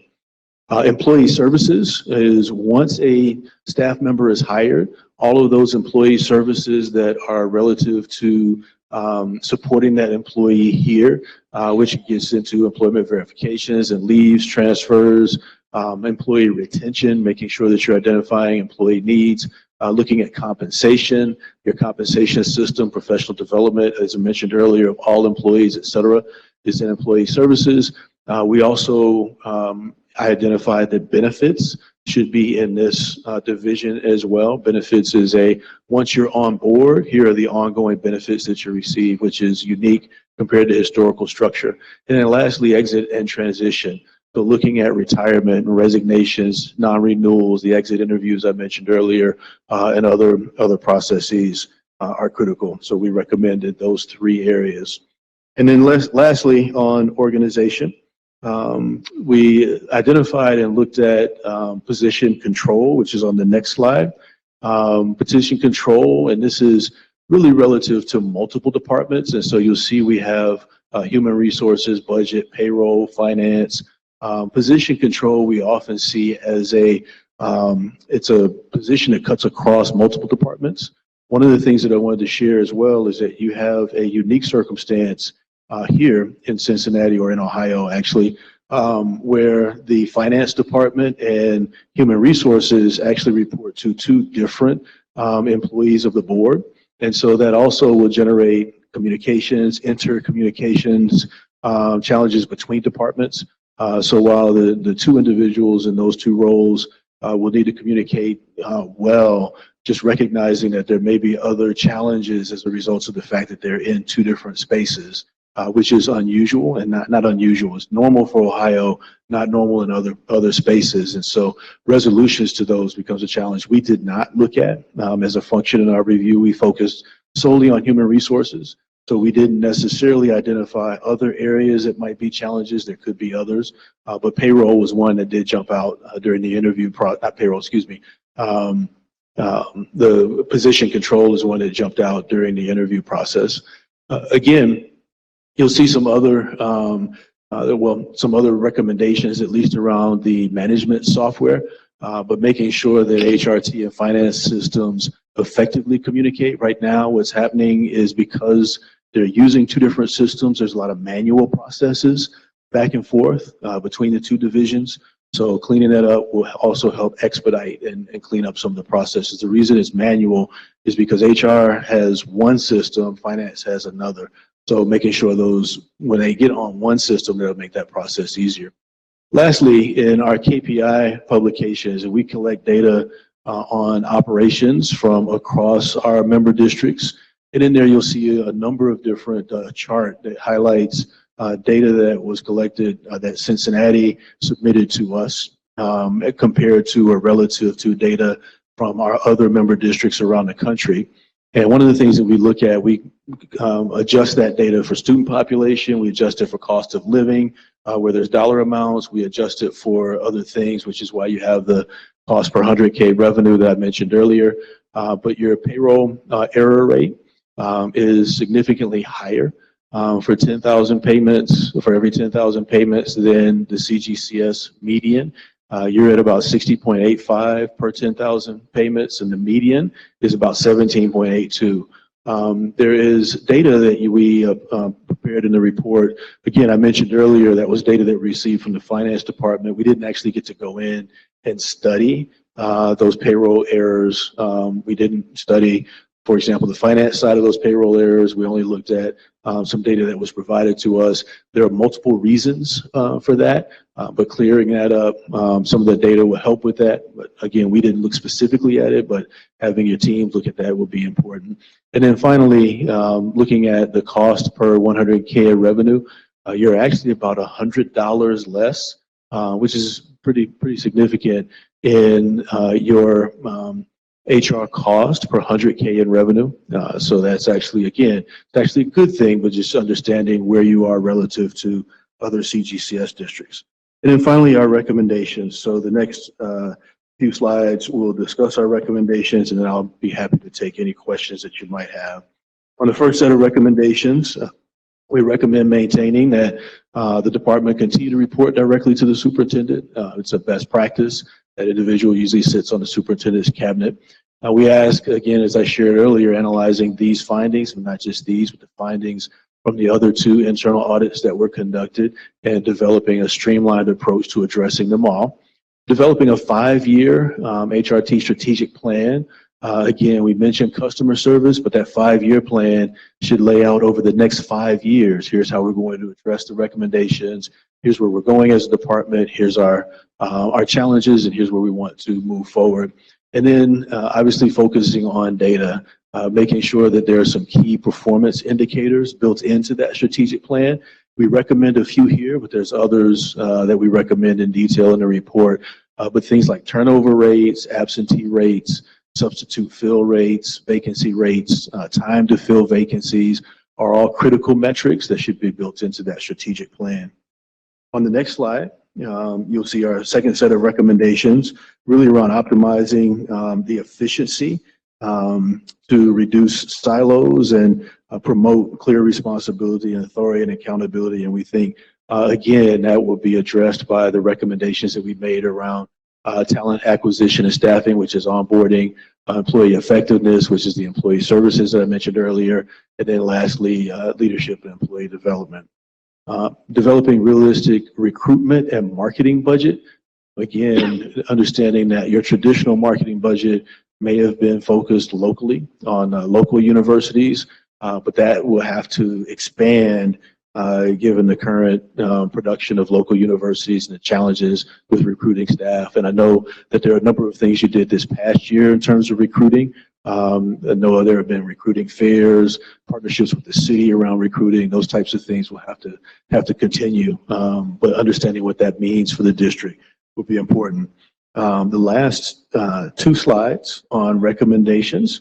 For recommendation number 7, previously anticipated potential bottlenecks or choke points in the recruiting and onboarding process. We identified some of those in the report, but really going in and studying what those look like. Again, looking at your metrics, so creating a key performance indicator system where you're looking at metrics of time to onboard. What are the different influences on that time to onboard? How long does it take to do background checks, et cetera, will all be critical. And then second or 8, clarifying and documenting the district's position control process so that everyone is clear on who owns each of the steps, where position control challenges, flow charts, et cetera, developing those so that everyone has a clear understanding of what those look like. And then regular meetings, making sure that there are regular meetings with key stakeholders, particularly principals. Those are in the hiring process. I mentioned earlier about the online tracking system. Those are the types of things that you'll want to have developed by a group of individuals so that you understand, here's what I really need to see in the online tracking process. So making sure that principals are a part of that, staff from other offices, office chiefs, et cetera. And one of the things that we often see is, again, we don't need all the principals to be in those meetings, but making sure there's representatives from principals, chiefs of schools, et cetera. And then the last slide, just again, monitoring the turnover rates and establishing an exit interview protocols. And one of the things that's important about the exit interview protocols is understanding what some of the challenges were that your employees faced who have chosen to transition out, so that that middle division that we talked about earlier, which is the employee support division, really has feedback and information about what needs to be shored up in the district. And you're getting a constant flow of information from those who are leaving to those who are in the system and need additional supports. And then lastly, using research and evaluation to fill positions with highly qualified individuals and understanding what that looks like, making sure you don't lose top tier candidates. So identifying where you might need to delegate authority to the superintendent to do some of those contracts or early contracts for identifying individuals. You'll see the other details provided in the report. Happy at this point to answer any questions that you might have. Also want to lift up that as your staff go through the recommendations in the report that you received, as they also go through the audit information We're happy to connect them with any individuals from around the country who are in other council member districts who might have already resolved some of those issues, solved some of those problems, be thought partners on the process. So we're happy to be thought partners as a staff, but also connect the district staff to other thought partners around the country as they're implementing and growing the work in human capital. So thank you very much for your time, and we look forward to answering your questions. All right, thank you, Mr. Hart. Are there any questions from the board? Dr. Moffitt? Well, I think this was very extensive, so thank you. I wonder if our internal auditor has done an audit as well of HR. So I'd love to see the comparison of what you all found in our internal auditor. I think it's great. You brought up two things under your recommendation that that kind of piqued my interest. Number 7, you mentioned on the recommendation slide, you mentioned the utilization of key performance indicators as a measure to try to reduce some of the bottlenecks and the choke points. And I think that that's definitely something that we need to do better, because I'm looking at the treasurer's report and some of the key performance and the KPI information is not even filled in here. So we need to do differently, systemically, in a lot of different areas. And it's very noted in this from a financial standpoint, but then when you bring it up in HR, I'm like, this is really systemic. So thank you for bringing that up, because we need to do differently and better to be more efficient. The other thing that you mentioned that was kind of piqued my interest as well is number 10. If you could change that slide for me, Rob. The turnover rates. I don't know, and again, I've only been a parent prior to being on the board, but I don't know if our turnover rate has been so significant as it has been in the past, in the more recent year. So I am very interested in getting some of that data. I think more recently it's very significant as to why people are leaving. And what departments are vacant is super significant as well. And so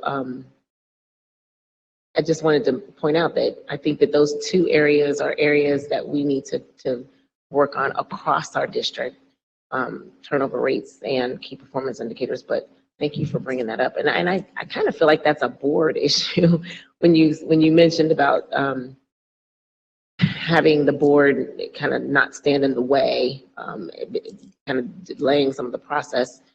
I'm wondering, I pause on that because I think that the board should be at least aware, if not involved for sure, but aware of the reasons why we are having such a high turnover rate, and then why, what is the tie to the KPIs, et cetera. So I thank you for the information. It was definitely eye-opening. You're welcome. Thank you. And Dr. Moffitt, I will share turnover in a school district is normal. It's a normal part of the district process. You've got different reasons for turnover. Obviously, the pandemic has impacted some of that turnover in districts. In addition to that, you've got normal retirements. So you've got normal retirees, those who might transfer out of the district to move for familiar reasons, et cetera. So it's a normal part of the process, but just understanding the experiences of those who are transitioning out really will speak volumes about what you might need to put in place to shore up the experience of staff who are here. Sure, sure. I feel like ours is higher this year, but definitely I think that some of that is very, very normal. But thank you so much. Others who had comments, questions? Golden? Thanks. Good to see you, Ray. Now, you were the person that told us many months ago that if we took care of goals and guardrails or whatever, everything else would take care of itself. But there you go. So I know that when we got ready to do the evaluation for the superintendent and what to hold the superintendent responsible for, contractually, I know that the 2 operations we added to the superintendent's responsibilities that we'd be watching would be HR. And I think tonight we've seen that there's been great improvement in those 2 areas, both from the study that you guys have put together, but also the work that the district's been doing with transportation. So I think that bodes well. Appreciate your discussion about position and watching the whole idea of position control, that does seem to be an issue. Wanted to know my attitude about if we're spending it seems that we're spending less money compared to other folks. I just think other folks are spending too much money. That's my approach, and that's where I am. And I'm sorry, I grew up in Cincinnati, Ohio, and that's just how I would interpret that. But I appreciate the comparative analysis, and I think that's one of the great features for great city schools. But yeah, they all are spending too much money. Does HR have any role to play in evaluation of performance, or is that totally in some other, normally, is that totally in some other organizational part within districts? No, so I'll address two things. The first of which is you mentioned that I mentioned that if you did goals and guardrails, everything else would take care of itself. I did not say that. I Yes, believe. you did. I said Yes, prioritize. you did. No, I said if you prioritize, as you knock off those priorities, you can add others. So I just want to be clear on that. But secondly, human resources always plays a role in that evaluation process, even though you might have principals. Obviously, you've got principals as part of the evaluation process, other staff, those who are supervisors play a role in the evaluation process. But HR also plays a role as individuals go through the evaluation process, record keeping of those evaluations, et cetera. So it varies across districts how that plays out and where within the department, but yes. Yeah, I'd be interested in seeing our particular HR department. I'm not talking in terms of compliance necessarily, but actual results or whatever. And I don't know that it should be there or that it is there. Maybe it's, separating procurement from another division or something. But getting your advice and understanding, and this is strictly just anecdotal for me, with the recruitment that we've seen this year and with my somewhat limited network regionally, maybe nationally. Recruitment right now for school districts that remain committed to students and whole child education and academic freedom, it would seem to me that there's an opportunity, if we held true to those beliefs.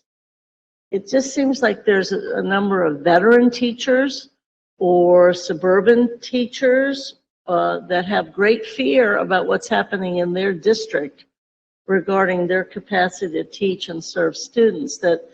Are we noticing that anyplace else? I mean, again, it's very anecdotal, but I'm not sure how many veterans or suburban types or whatever we've been getting, but just kind of hearing that people are leaving their district, very highly qualified teachers, because they're seeing the writing on the wall about what's going to be expected of them or denied them the opportunity to serve their students. Is that happening anywhere, or do we see that, or is that just maybe something I'm picking up that isn't there?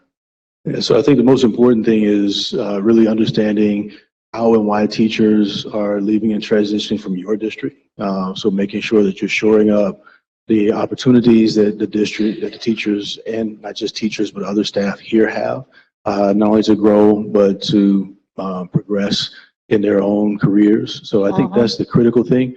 What's happening around, obviously the teacher challenges are a national challenge, but and the pandemic had an impact on all of that. But I think really focusing in on Cincinnati and where you are is a critical thing, which is what we recommend. I don't know, that's an interesting flight regarding recruiting maybe, but appreciate what you suggested tonight. Others who had comments? I can't help but be inspired by Ms. Bolton's comments to insert, one of the challenges we have, I think, certainly, in having a better handle on what it exactly means for our employees, to your point, is the most important thing. But, all these school districts that are in the Council of Great City Schools, some of them, not all of them, but certainly some of them are in states that are quite hostile toward our students, which in turn, gets taken out on the teacher's ability to teach. And so figuring out how to protect against that, I think, is important. Obviously, I'm happy to hear you, Ray, go back to time and time again, like figuring out and putting our finger on the pulse of why teachers leave, because the issue is not having to hire 300 teachers a year. The issue is why are teachers leaving? And that's the key point in all this. So I just wanted to add, I don't pass up an opportunity to talk about how much Columbus hates our students. Superintendent? I just had one question and a comment. Board Member Bolton, you referenced earlier the question about, I was trying to get clarity if you were referring to APIs or the question that you were asking Mr. Hart or Dr. Hart, sorry. Just whether or not in HR, it is a normal function in other HR departments. I don't know that it is in ours. I'm not suggesting that the idea of performance. Where does performance get measured? What kind of performance? Instructional performance, other kind of employee performance of meeting results. I mean, does HR play a role beyond recruiting and complying and developing? Who's got the responsibility to figure out if people are and organizations and programs are performing? Okay, understood. Thank you. That was the first question. The second, and I think that President Sellers and I were both talked to about this last week because there was an article that was talking about recruitment. And I think one of the things that we're seeing, and I would just like for Dr. Hart to speak to this, is one of the things that we're seeing across the country is a number of teachers are not just leaving their school districts, but they're exiting from the profession. And so when you think about years and years of disinvestment, I think it was exacerbated by COVID and just the way that the teachers became the political ping pong. In terms of that, many of them have decided that this is a profession that I no longer want to do, which is, it's inherent upon us to continue to do what it is that we can to recruit, but also the necessity of thinking about those pipeline programs and build your own programs and partnership programs. So I just wanted to see if that was, as you're looking at the information, the data, if that's something that you're seeing as well. Because I think we all know that it is a national issue, but thinking about where we are and what it is that, we're doing in our district, being able to recruit from outside of the confines of our district. But there are also a lot of other things that also go along with being in an urban school district that you don't experience in school districts that aren't urban. I'll be happy to address that. So thank you for that question. And I'll give you a couple of examples. One of the things that the pandemic did is it also put pressure on corporate companies who provide services around the country for their staff. And I'll give you a couple of examples. If I am a teacher and I have science skills, I have mathematics skills, the corporate sector also saw the same challenges with hiring individuals that our school districts saw. And so many of our teachers have left to go into some other areas where there was more compensation provided, they had other opportunities. If you look particularly at nursing, speech and language pathologists, for example, I was just in a district last week, lost almost half of their speech and language pathology staff because one of the local companies was able to hire them at a much higher rate and the district couldn't compete. What the district ended up having to do was subcontract then with that same company for speech and language pathology support, so speech and language pathology services. But they were able to hire the staff away from the district and then charge the district essentially for those supports. So it's not unusual. It's one of the challenges that, because everyone has had some of those challenges in terms of hiring, not just in the teaching profession, but in other professions as well, they've now poached a number of teachers who have gone on to do other things in other ways. So hopefully that makes sense and that example answers your question. So it's what poses a number of challenges with our districts in terms of hiring staff in-house, particularly if the salary schedule, the budget is fixed. Corporations don't have the same sets of challenges. They can raise the salaries of those individuals, nurses, speech and language pathologists, et cetera, they can raise those salaries and then pass those costs on to those who are paying a fee for their services. So, is there anyone else who wanted to comment? So I'll give my three thoughts real quick in order to keep us going here. First is I appreciate you also highlighting the need for systems to work, like our actual onboarding systems, our actual management of staff systems to work in a more efficient manner and to work together, because I think that's one of the other struggles that we have. And we've done this discussion, and I think last year we talked about this with regard to, or maybe a few years ago, we talked about this with regard to hiring, like hiring subs and some of these other things where you have to get them through all these different steps, get them through the process, right? And if that process feels difficult, someone's just going to say, you know what, I give up. And that type of stuff is stuff that we can somewhat manage better to make sure that that happens in a more efficient manner. Because I do think one of the things that I did hear from a lot of folks who said they wanted to work with the district is that it's just really hard to get employed in some of these roles that don't pay a whole lot, but they really wanted to do something. They really wanted to give back. So I appreciate you kind of speaking about removing some of those barriers to the process.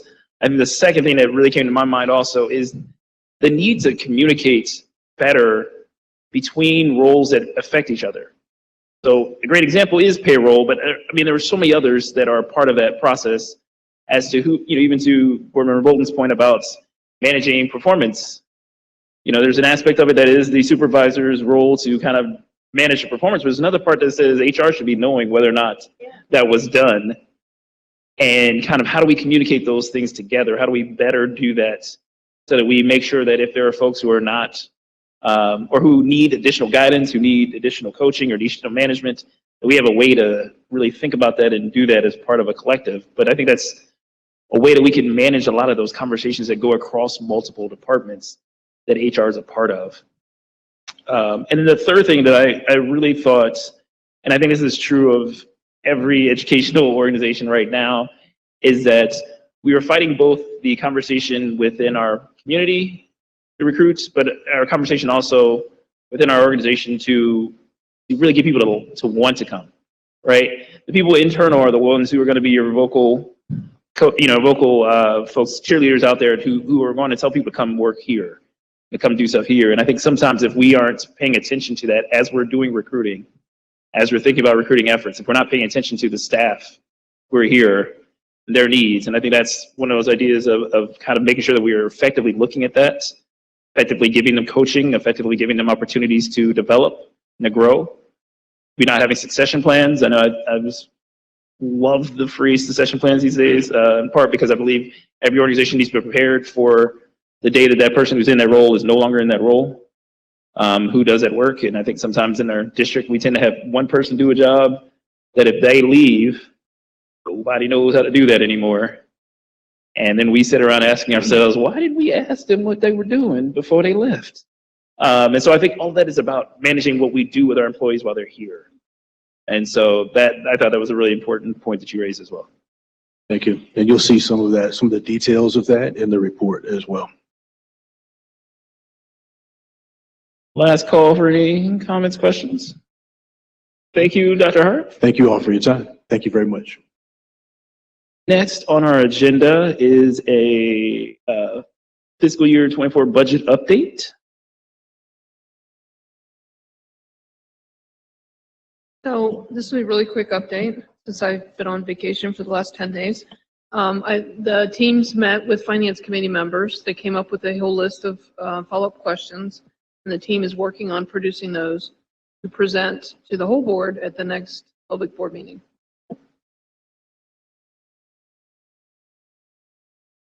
Any questions? I like those kind of reports.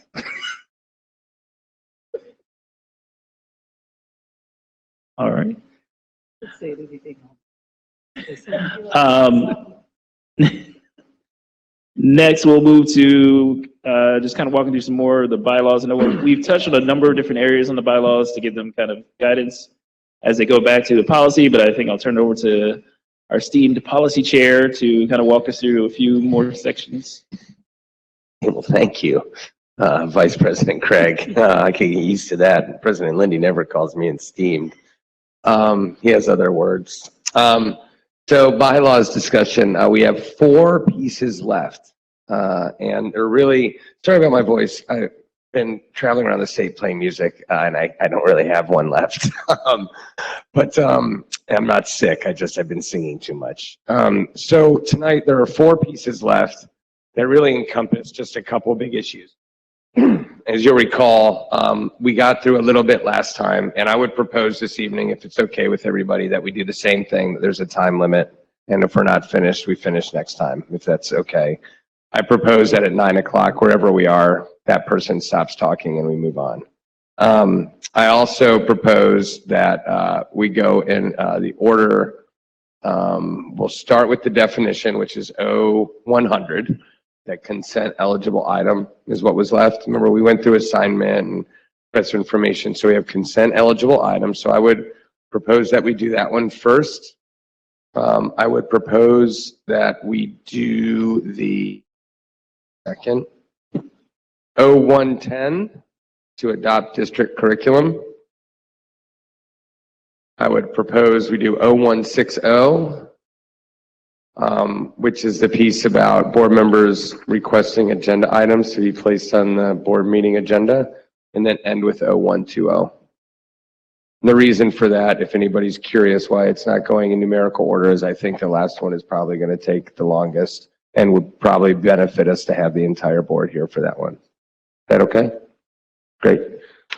So the first one then, and again, some horses which have passed away are worth beating. And I would like to beat the dead horse that I do appreciate everybody's help with getting to this point because it was a lot. So thanks to my colleagues and certainly the General Counsel's office for keeping this on track because it was a lot to sort of, think about and put together. So like always, I'll just open the floor to folks. So the consent eligible item piece that we haven't really talked about at all reads, the definition reads, and this is in section O100. Matters on the board agenda that include but are not limited to personnel actions, contract renewals, previous meeting minutes, policy updates, construction amendments. I won't read all of this to you. So I would open it up for discussion if anyone has opinions on this. We haven't really landed on a consensus. I would just say a couple of things I've said at policy first and foremost. Well, 3 things. I'm very much in favor of consent agenda and approaching what we do that way. But to do that, both the superintendent and the treasurer recommendations and reports are probably going to have to be restructured in order to do it. It won't be like as presented to us now. So that would be part of what would have to happen. I also worry too, that if we don't restructure it and if we're not careful, it can make us, instead of just expedite our meetings, it can also lead to more discussion outside the purview of the public. Because well, I want to talk about this, but I don't want to have to talk about that. I just think we should have this as a thing to do because it makes sense, but I think those are the danger points for me, is that we'd be operating maybe less in the public, and 2, I think it would require the superintendent and the treasurer rethinking from their levels of expertise what their reports and what their recommendations would actually look like. And then I think we'd also, if we're not careful, if we don't do it right, we'll spend more time talking about what we want to take off of the agenda than talking about what's on. I just think there has to be a way that we can technically make it happen. But I'm in favor of it happening. So I am all for expediting and being more efficient. What I'm not for is lazy readers, people who don't read, because that is the only problem to me with the consent agenda, is that things will be compact and then it's approval of one package. If we don't read and with the consent agenda, you have the ability to pull something out. But a lot of times, things don't get the level of detail that they need, and people don't read.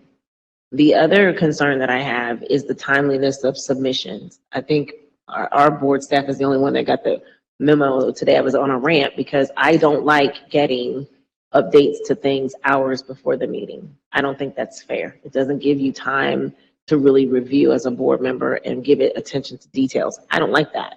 So I don't know how what we currently do, to Board Member Bolton's point, I don't know how what we currently do fits into how we currently are operating. I think it would take a significant amount of a change, and it would take more trust. And I just don't know if we're there yet.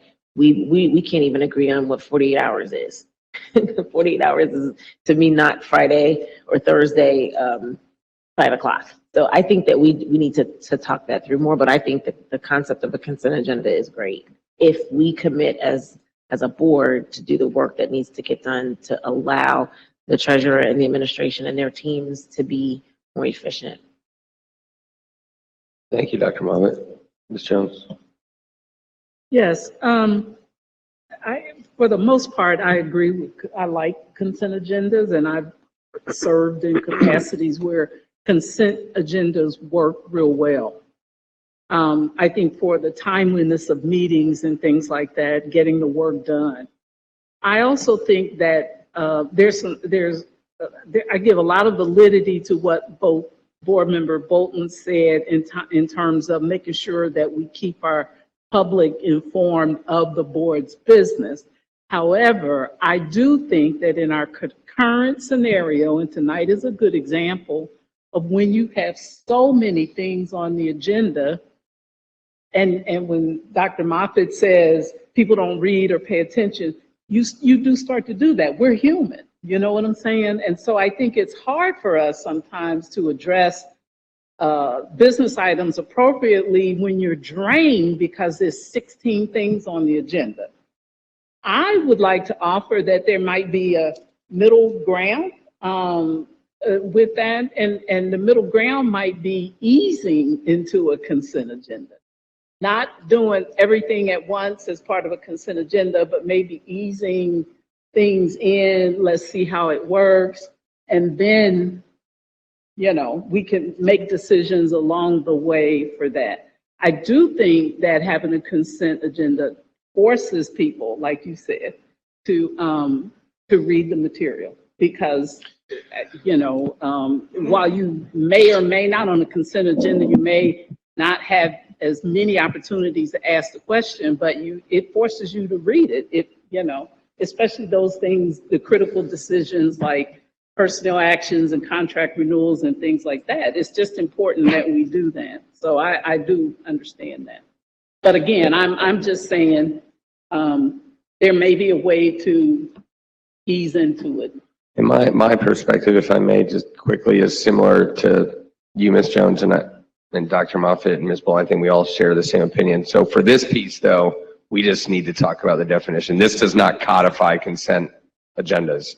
This just puts it in here so that if and when we ease in, this is here. So does anyone have any problem with this language? I don't have any problems. And I actually was going to ask what the original question was originally. Sure, yeah, just because I thought it was just for the I- definition. But yes, I would be fine with the way Yeah, I think it it's a good is. discussion too, because we need to talk. We can't just switch to it. It won't work. Yeah. Can we green light that one then?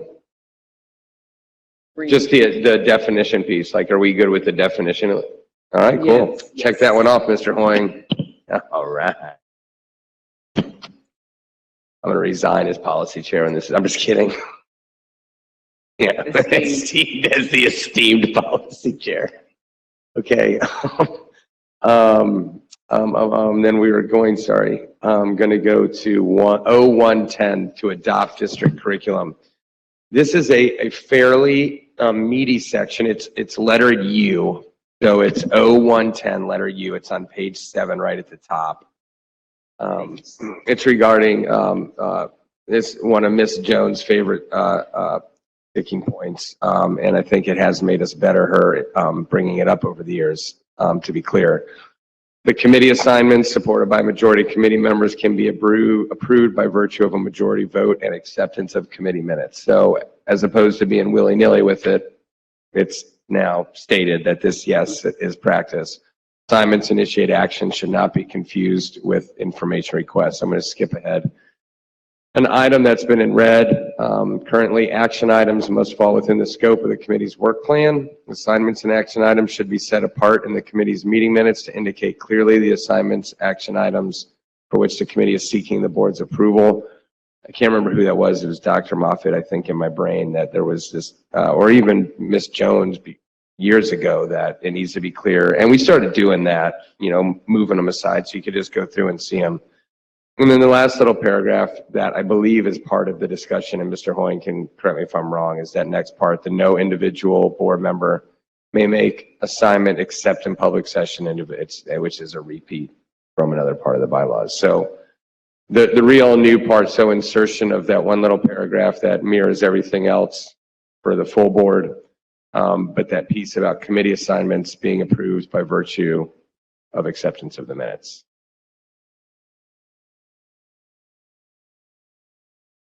That's the real meat and potatoes, I think, of that one.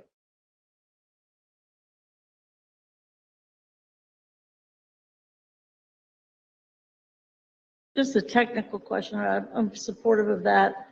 It has not been the history, 15, 16 years, where committees necessarily voted on assignments. But instead it was a matter of looking to your right, looking to your left, and see if your colleagues seem to have consensus. I would hate us to get to a point where indeed everything we're doing in committee is a vote. So I completely buy this language. As long as it's not having any kind of, you have to have a vote, then I don't think it does. So I think that's good. Yeah, no, it doesn't. And then that other piece is just referring to when you're in the, yes, no. Dr. Moffitt? You, no. Okay. I was just going to say, I think it looks good.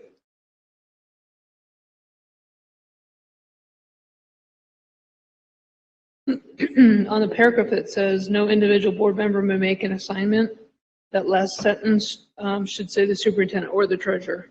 So the Yes. superintendent doesn't have to deal with requests that are made. That's to me. right. Actually, and I think we talked about this before with the assignments. I think we probably should put it to all three of the folks who report to us, because technically, internal audit, general counsel, or internal audit. And just make that uniform throughout, I think, is the intention. Yeah.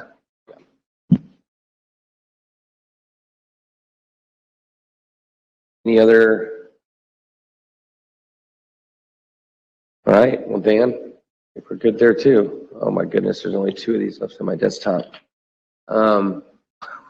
It's just been like this permanent checklist, these things on the same desktop. And then over the weekend, my computer went down. I told Dan, I'm like, I lost my last 4. I knew what they were because I've been staring at them, so I like panicked. 0160. And this was Dr. Moffitt. So after I read it, I'll kick it to you, Dr. Moffitt, if you want to expound on it at all. You don't have to, obviously, but we'll give you that time if you'd like it. No board member shall be denied the right to have an item placed on the, I'm sorry, it says on page 3, pretty near the top.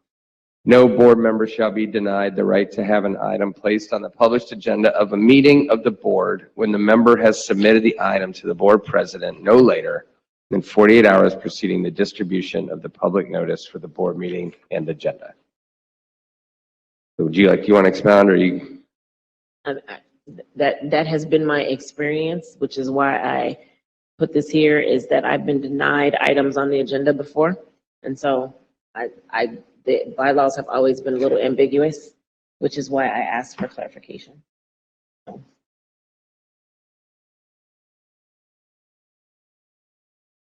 Anyone have any feelings one way or another?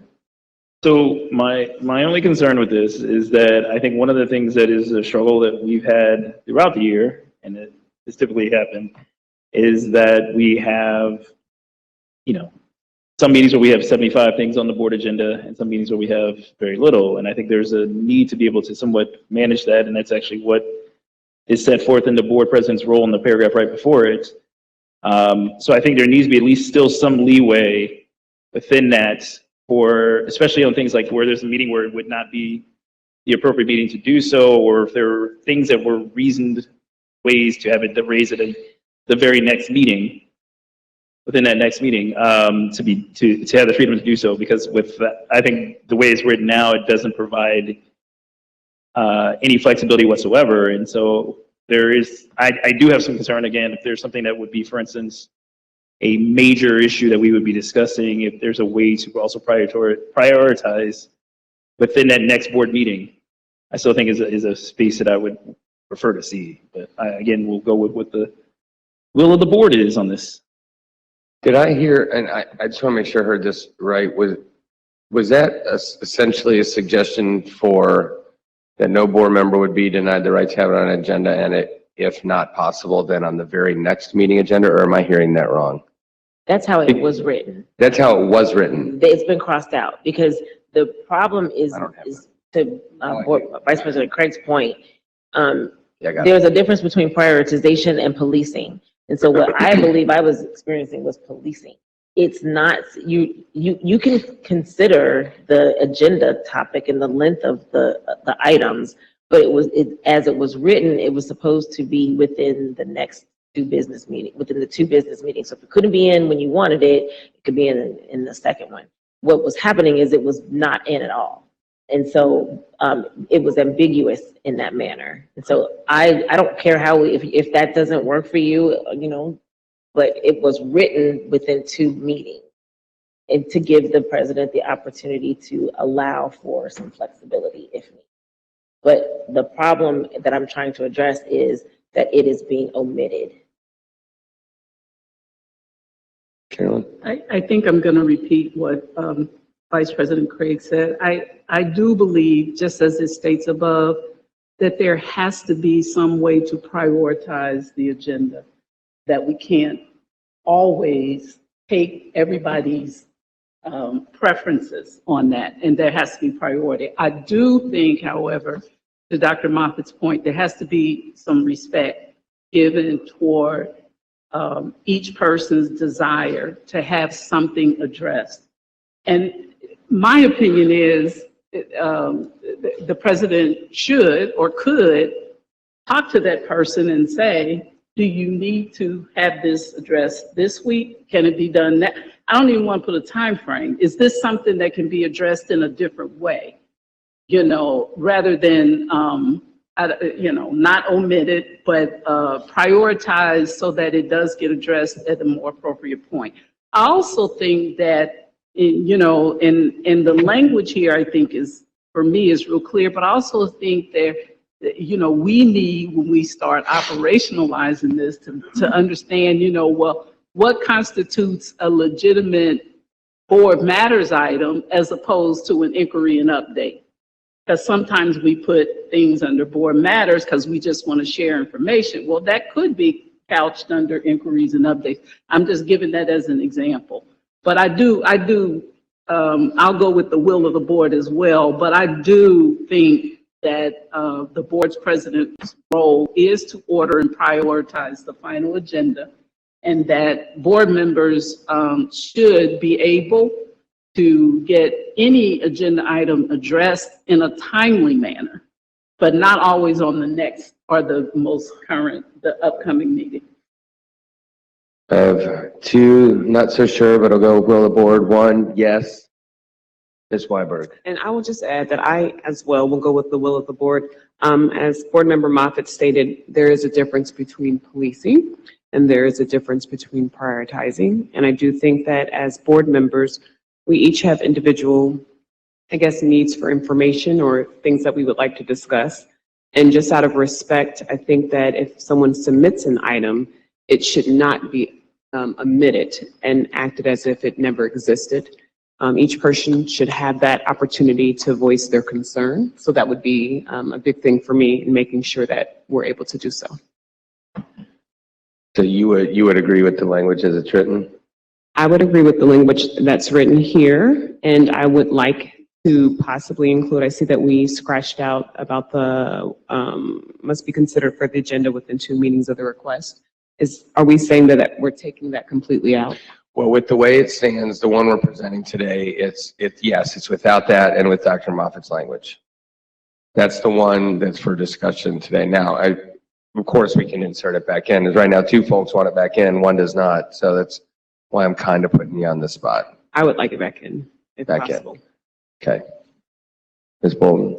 As a person that waited 6 months for the discussion to occur regarding whether or not we would enter into the Vouchers Hurt Ohio discussion, while everybody in the state was waiting for what Cincinnati was going to do. Invariably, when people ran out of time or it wasn't a priority, it got put off and put off and put off. And so I think that any topic that is requested by a member could be placed on the agenda when requested and discussed within 2 meetings. I think you don't have to discuss it, but we cannot, I've sat through that, 6 months of that. And I think that, I believe the president has to run the agenda. Cool, no problem. But also there is a great opportunity to manipulate the agenda to serve particular purposes. Now, I would never accuse anybody of doing such a thing. But when we did get to vote about vouchers hurting Ohio, the president was absent. So I'm not stupid. So I think it's important that the agenda be there and the president says yes, and you have within that period of time or the next period of time that it be discussed. Thank you, Ms. Bolton. So it sounds like, and Dr. Moffitt, I'm going to end with you if you don't mind. It sounds like there are 4 folks would like to reinsert that, but that we stick by it. Is that okay? I mean, okay. My only editorial comment, as trying to remain agnostic throughout most of this process, but my only editorial comment regarding this is related to it. A lot of the issue we talk about, I think all of us agree, I mean, it's 9 o'clock and we'll end after this few minutes. You got a few minutes of your time back because we're not even going to start the other one. That's a fool's errand. But part of it is looking at when we made the change that 3 of us were a part of, when we took away Cal and we created Board Matters, we created this monster. And we've gone back to Cal. I'm not saying I like Board Matters. I talk when I go home, when my wife asks me on the meeting was, I usually spend 90% of the time talking about Board Matters because that's we're really it's usually really important. But that is, I think, become part of the thing. And that's where it gets so jammed up sometimes. But that's also where the consent item comes in and all. So I think all of this is going to be good as a package. But yeah, we'll green light that, Dan. We'll put the sentence back in and then we'll address the last one next time. Thanks again, everybody. Thanks, the esteemed chair of the policy committee. Esteemed chair. All right, so before we head to our resolutions, I want to give a opportunity for Board Member Jones to make a statement here, and we'll head into our resolution. Thank you, Vice President Craig. I asked the President and Vice President Craig if I could have a couple of minutes on the agenda to make an announcement. Word is already out, so just feel a little redundant in repeating myself, but I wanted to make this public announcement tonight prior to the resolution because of the action that has my name on it. But I wanted to let the public know that I have made a decision not to seek re-election for the upcoming term. It was already printed in the Enquirer, so I thought I better hurry up and say something to people about it. And many folks, once something like that gets out, it gets around, but I wanted to formalize that announcement tonight. it is a decision. It is a personal decision that I have been thinking about probably for about 2 years. And you know, when you get ready to retire, which I was in employment for 40 plus years, and it took me about 2.5 years to make a decision to retire.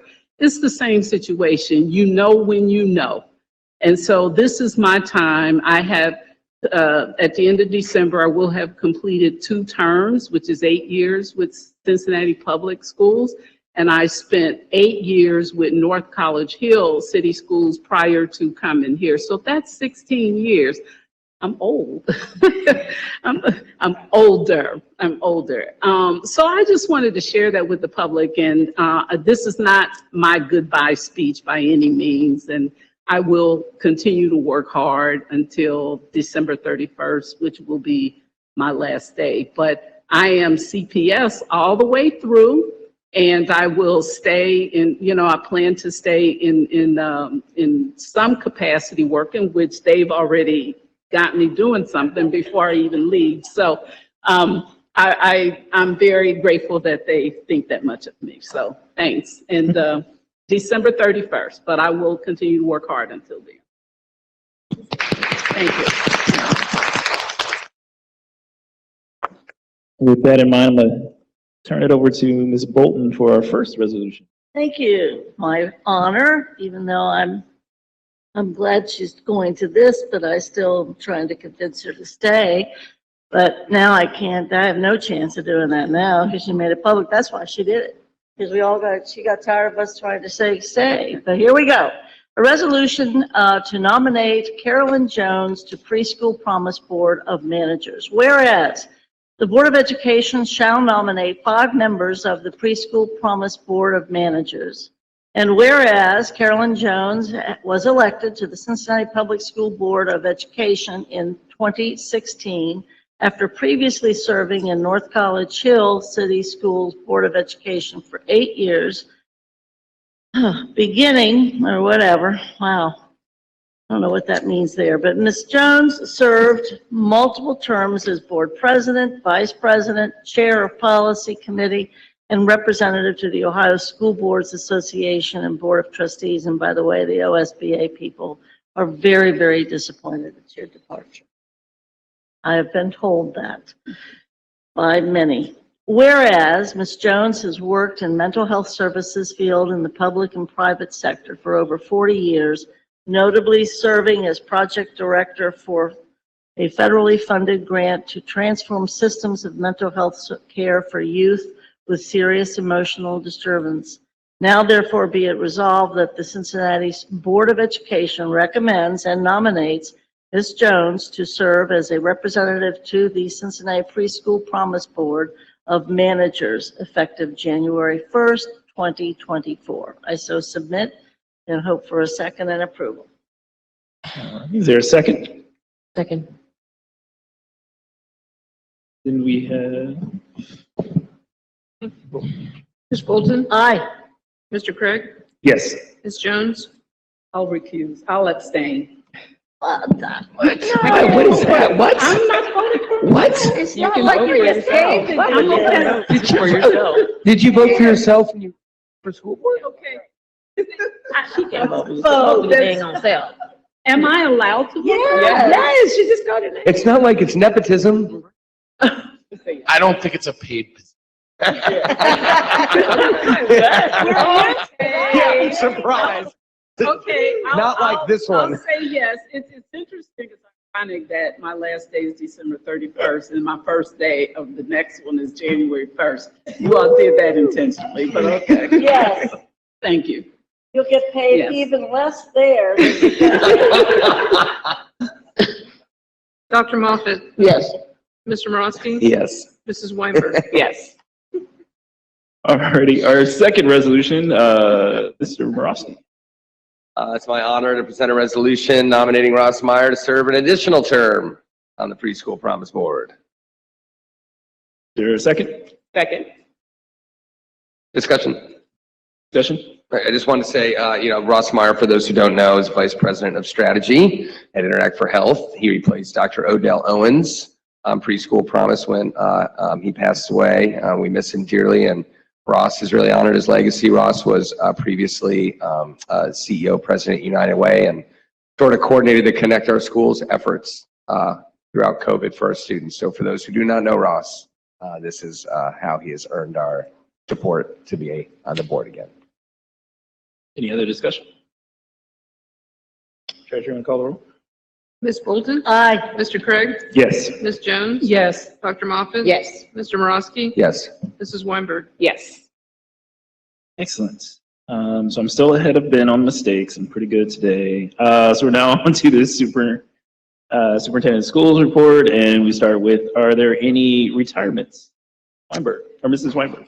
Yes, thank you, Vice President Craig. We have a couple of names here. We only have one for our certificated. We have Michael J. Reed, a teacher at Pleasant Hill Academy. And then as we move on over to civil service, we have Harry Bell, a custodian in facilities, Eddie L.S. Brown, a paraprofessional from Woodward, Dennis Gilday, a paraprofessional from Gamble Montessori High School, Linda Griffin, a senior support specialist from Westwood, Donald Huneman, a level 1 building engineer from Westwood, Ivy Jackson, a paraprofessional from Frederick Douglass School, Cynthia Jones Ingram, a custodian in facilities, Monica Matthews, a paraprofessional at Withrow University High School, Teresa Morrow, food service at Pleasant Hill Academy, and then we have two more names, Carolyn Pritchett, a paraprofessional at Woodward, and then Eddie Rios, a paraprofessional at Cheviot School. And again, I do apologize if any of the names have been mispronounced, and we want to wish them all of the best and thank them for their service, for what they've done in this district and for our students. Alrighty. Is there a motion to accept the recommendations of the superintendent? Is there a second? Second? Any discussion? Hearing none. Treasurer Wagner? Bolton? Aye. Mr. Craig? Yes. Ms. Jones? I'd like to recuse on certificated personnel item D, and yes on everything else. Did you say B as in boy? D. D. Thank you. Dr. Moffitt? Mr. Morosky? Just a point of clarity, superintendent of schools, a report of the treasurer that just walked back in. Superintendent? Yes. Mrs. Weinberg? Yes. Alrighty. Up next is the report of the treasurer. Do I have a motion to accept the revised treasurer's report? So moved. There's a second? Second. And then discussion, I believe there should be, Bolton? Yeah, I think when I stepped out, probably 7 hours ago, I came back in on that we needed a particular amount of money for the passes to be ready, and I missed that. Is that part of the treasurer's report tonight? That was in the revision from this morning. Okay. There's also 7 more contracts that came into my queue today that are necessary for the first day of school. So there's an addendum that you were handed tonight that's also included in this vote. Great. I'm aware of those 7, and I just wanted to make sure that I Yes, didn't it miss sort that. of was $1,084,000 something.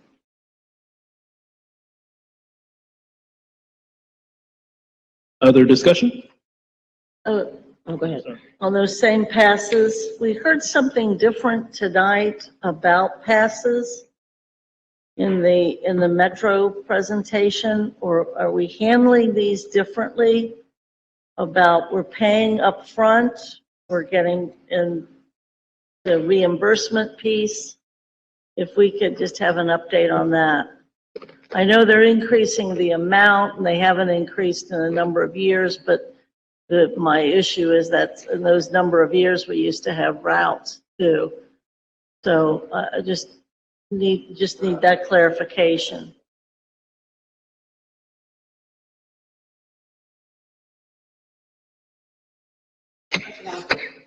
So share as our general counsel is coming. So the recommendation for this one, for this next contracted period is currently we pay up front, as you shared, for the passes. And then at the end of the year, we are reimbursed for the unused passes.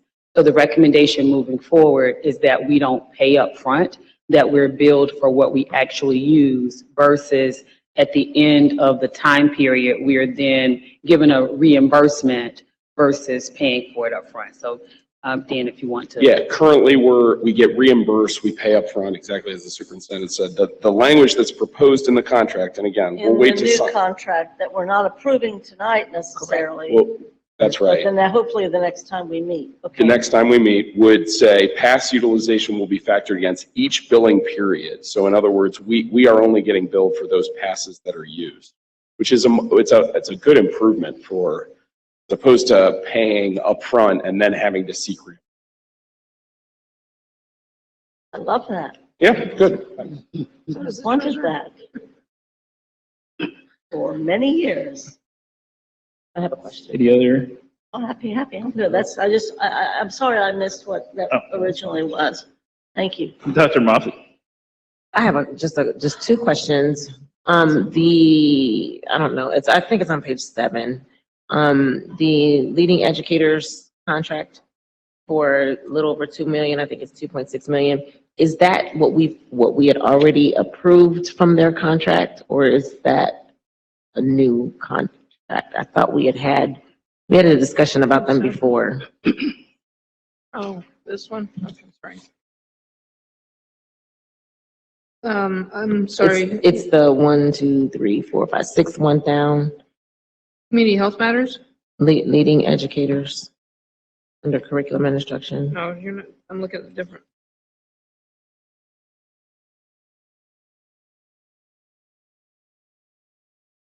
I think you're talking about the addendum list of Yes. contracts, No, not the new list. This is from the revised treasurer's page 17, you report. mean? I can address it. Page 17. Page 17. The last part, I'm sorry, page 17. I'll address it for our treasurer. This is we approved the bid for the same thing. So this is the bid that we approved for that amount.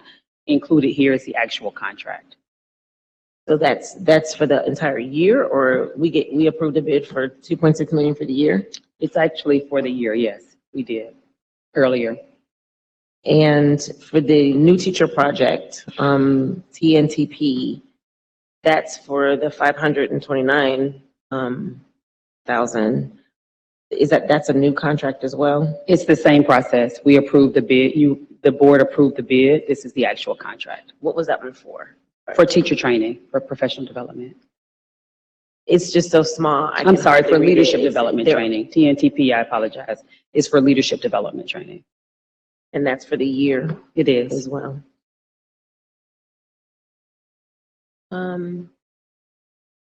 I noticed that the treasurer's report, the contracts for athletic trainers don't have a KPI listed. Yes, we're still taking baby steps through the whole KPI thing. So we will be, and rather than to hold up the contract because they need to be on the fields like immediately, we will follow up with that. We're still in training, still training people on how to do the KPIs in the system. So you'll provide an updated list of, because the KPIs is significant because we've got vendors who were denied because they didn't meet Right. KPIs, but we don't have KPIs listed for these contracts, which seems a little contradictory. So I was looking at quite a few for athletics, not just ABC, but quite a few for athletics with no KPI listed, and they look like they're pretty significant. So I just wanted to have a little bit more understanding. What was that for? It says athletics and extracurricular, and it's not, they're not ABC. Tri-Health, Walton Mobile, like what are those for? Walton Mobile Healthcare, 266,000. Is that for athletic trainers? Yes. So we don't have a contract with Children's. We're paying Walton Mobile. for Children's athletic- chose not to fund their athletic trainers 2 years ago, I believe, through their own budgetary decision-making, so that we had to pick up the bill for that. And so This is a vendor that's replacing Children's, is my understanding. Yes, Dan's nodding yes. Okay. I'm just a little confused that we don't have KPIs listed Well, for because these. it's a new process and people are still getting trained on how to enter them into the system. These reports are generated from our ERP system. And so the ones that have not been reported, we will circle back and report them out when those people get trained. Okay, It's a long process. right. Well, I'm gonna definitely ask about it again because it's been Absolutely. significant, but I just am a little, I don't remember, that was actually one of my questions about the Children's Hospital contract with athletic trainers with regard to that. That wasn't answered before, but apparently we're replacing them with Walton Mobile Healthcare Solutions for our athletic trainers. Is that right? This is actually the same provider that provided services for us this past school year because Children's did not provide the service for us then. So so we're not replacing them, we're just continuing with the contract that we have for athletic trainers. And that's coming out of ESSER or general? ESSER. That's right, I think. Okay. Okay, thanks. Oh, wait, hold on. One more question. A list of questions. Oh, with regard to CPS outside for the Green Schoolyard programming, is that, we talked about that, to be maintained in the ESSER budget. Can we confirm that that actually has been approved for the 315,000? That's just for facilities. But then for the curriculum for CPS outside, we got 149.5 and then an additional 20. We are actually funding them, correct? So there's values in the ESSER budget for, I can't tell you what those exact amounts are off the top of my head, but whatever was requested, support outside learning is in the ESSER budget. Okay, I just needed just a confirmation that we're actually going to fund them. Yes, that would not be in the treasurer's report if we had not verified that there was a budget for it. Okay, wanted to confirm. Thank you. Mhm. Any other discussion? And then just wanting to confirm, what we have down as far as the vote, is it was a vote for the revised report and the addendum, or do we need to do a friendly amendment to add the addendum on to Yeah, so I just wrote it out as the revised and addended on the floor. already? Treasurer Wagner, can you call the vote? Ms. Bolton? Mr. Craig? Yes. Ms. Jones? Yes. Dr. Moffitt? Mr. Morosky? Yes. Mrs. Weinberg? Yes. Alrighty, so then we are now through the first half and now we're into board matters. And so I think our first matter that is listed under board matters is the student code of conduct. Vice President Craig, I'm also asking if we can also put up the presentation from the code from before Yes. as well.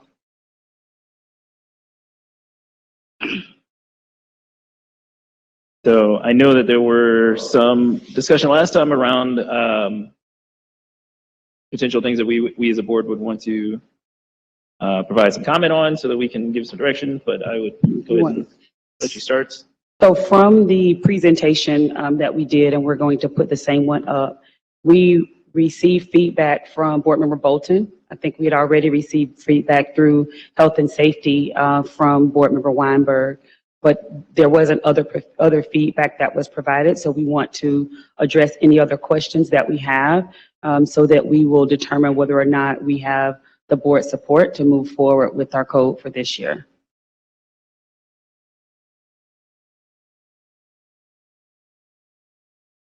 Open up to board members for comments. Yeah, I didn't notice that in the new version or whatever, that there were necessarily any changes that I had suggested, which is fine. I still have great, so I'm not pleased about that, but it certainly doesn't deserve a refusal from the board. But I do have, and unfortunately had to be already on, or fortunately, on the media about this, and I know it's been in the media. I do need some clarification regarding the Promise Center, because the way that this plays in the public is that if you are only assigned 19 days or less than 20 days to the Promise Center, we're not keeping attendance. The way this sort of reads, or at least it's the way it's been presented. So maybe we need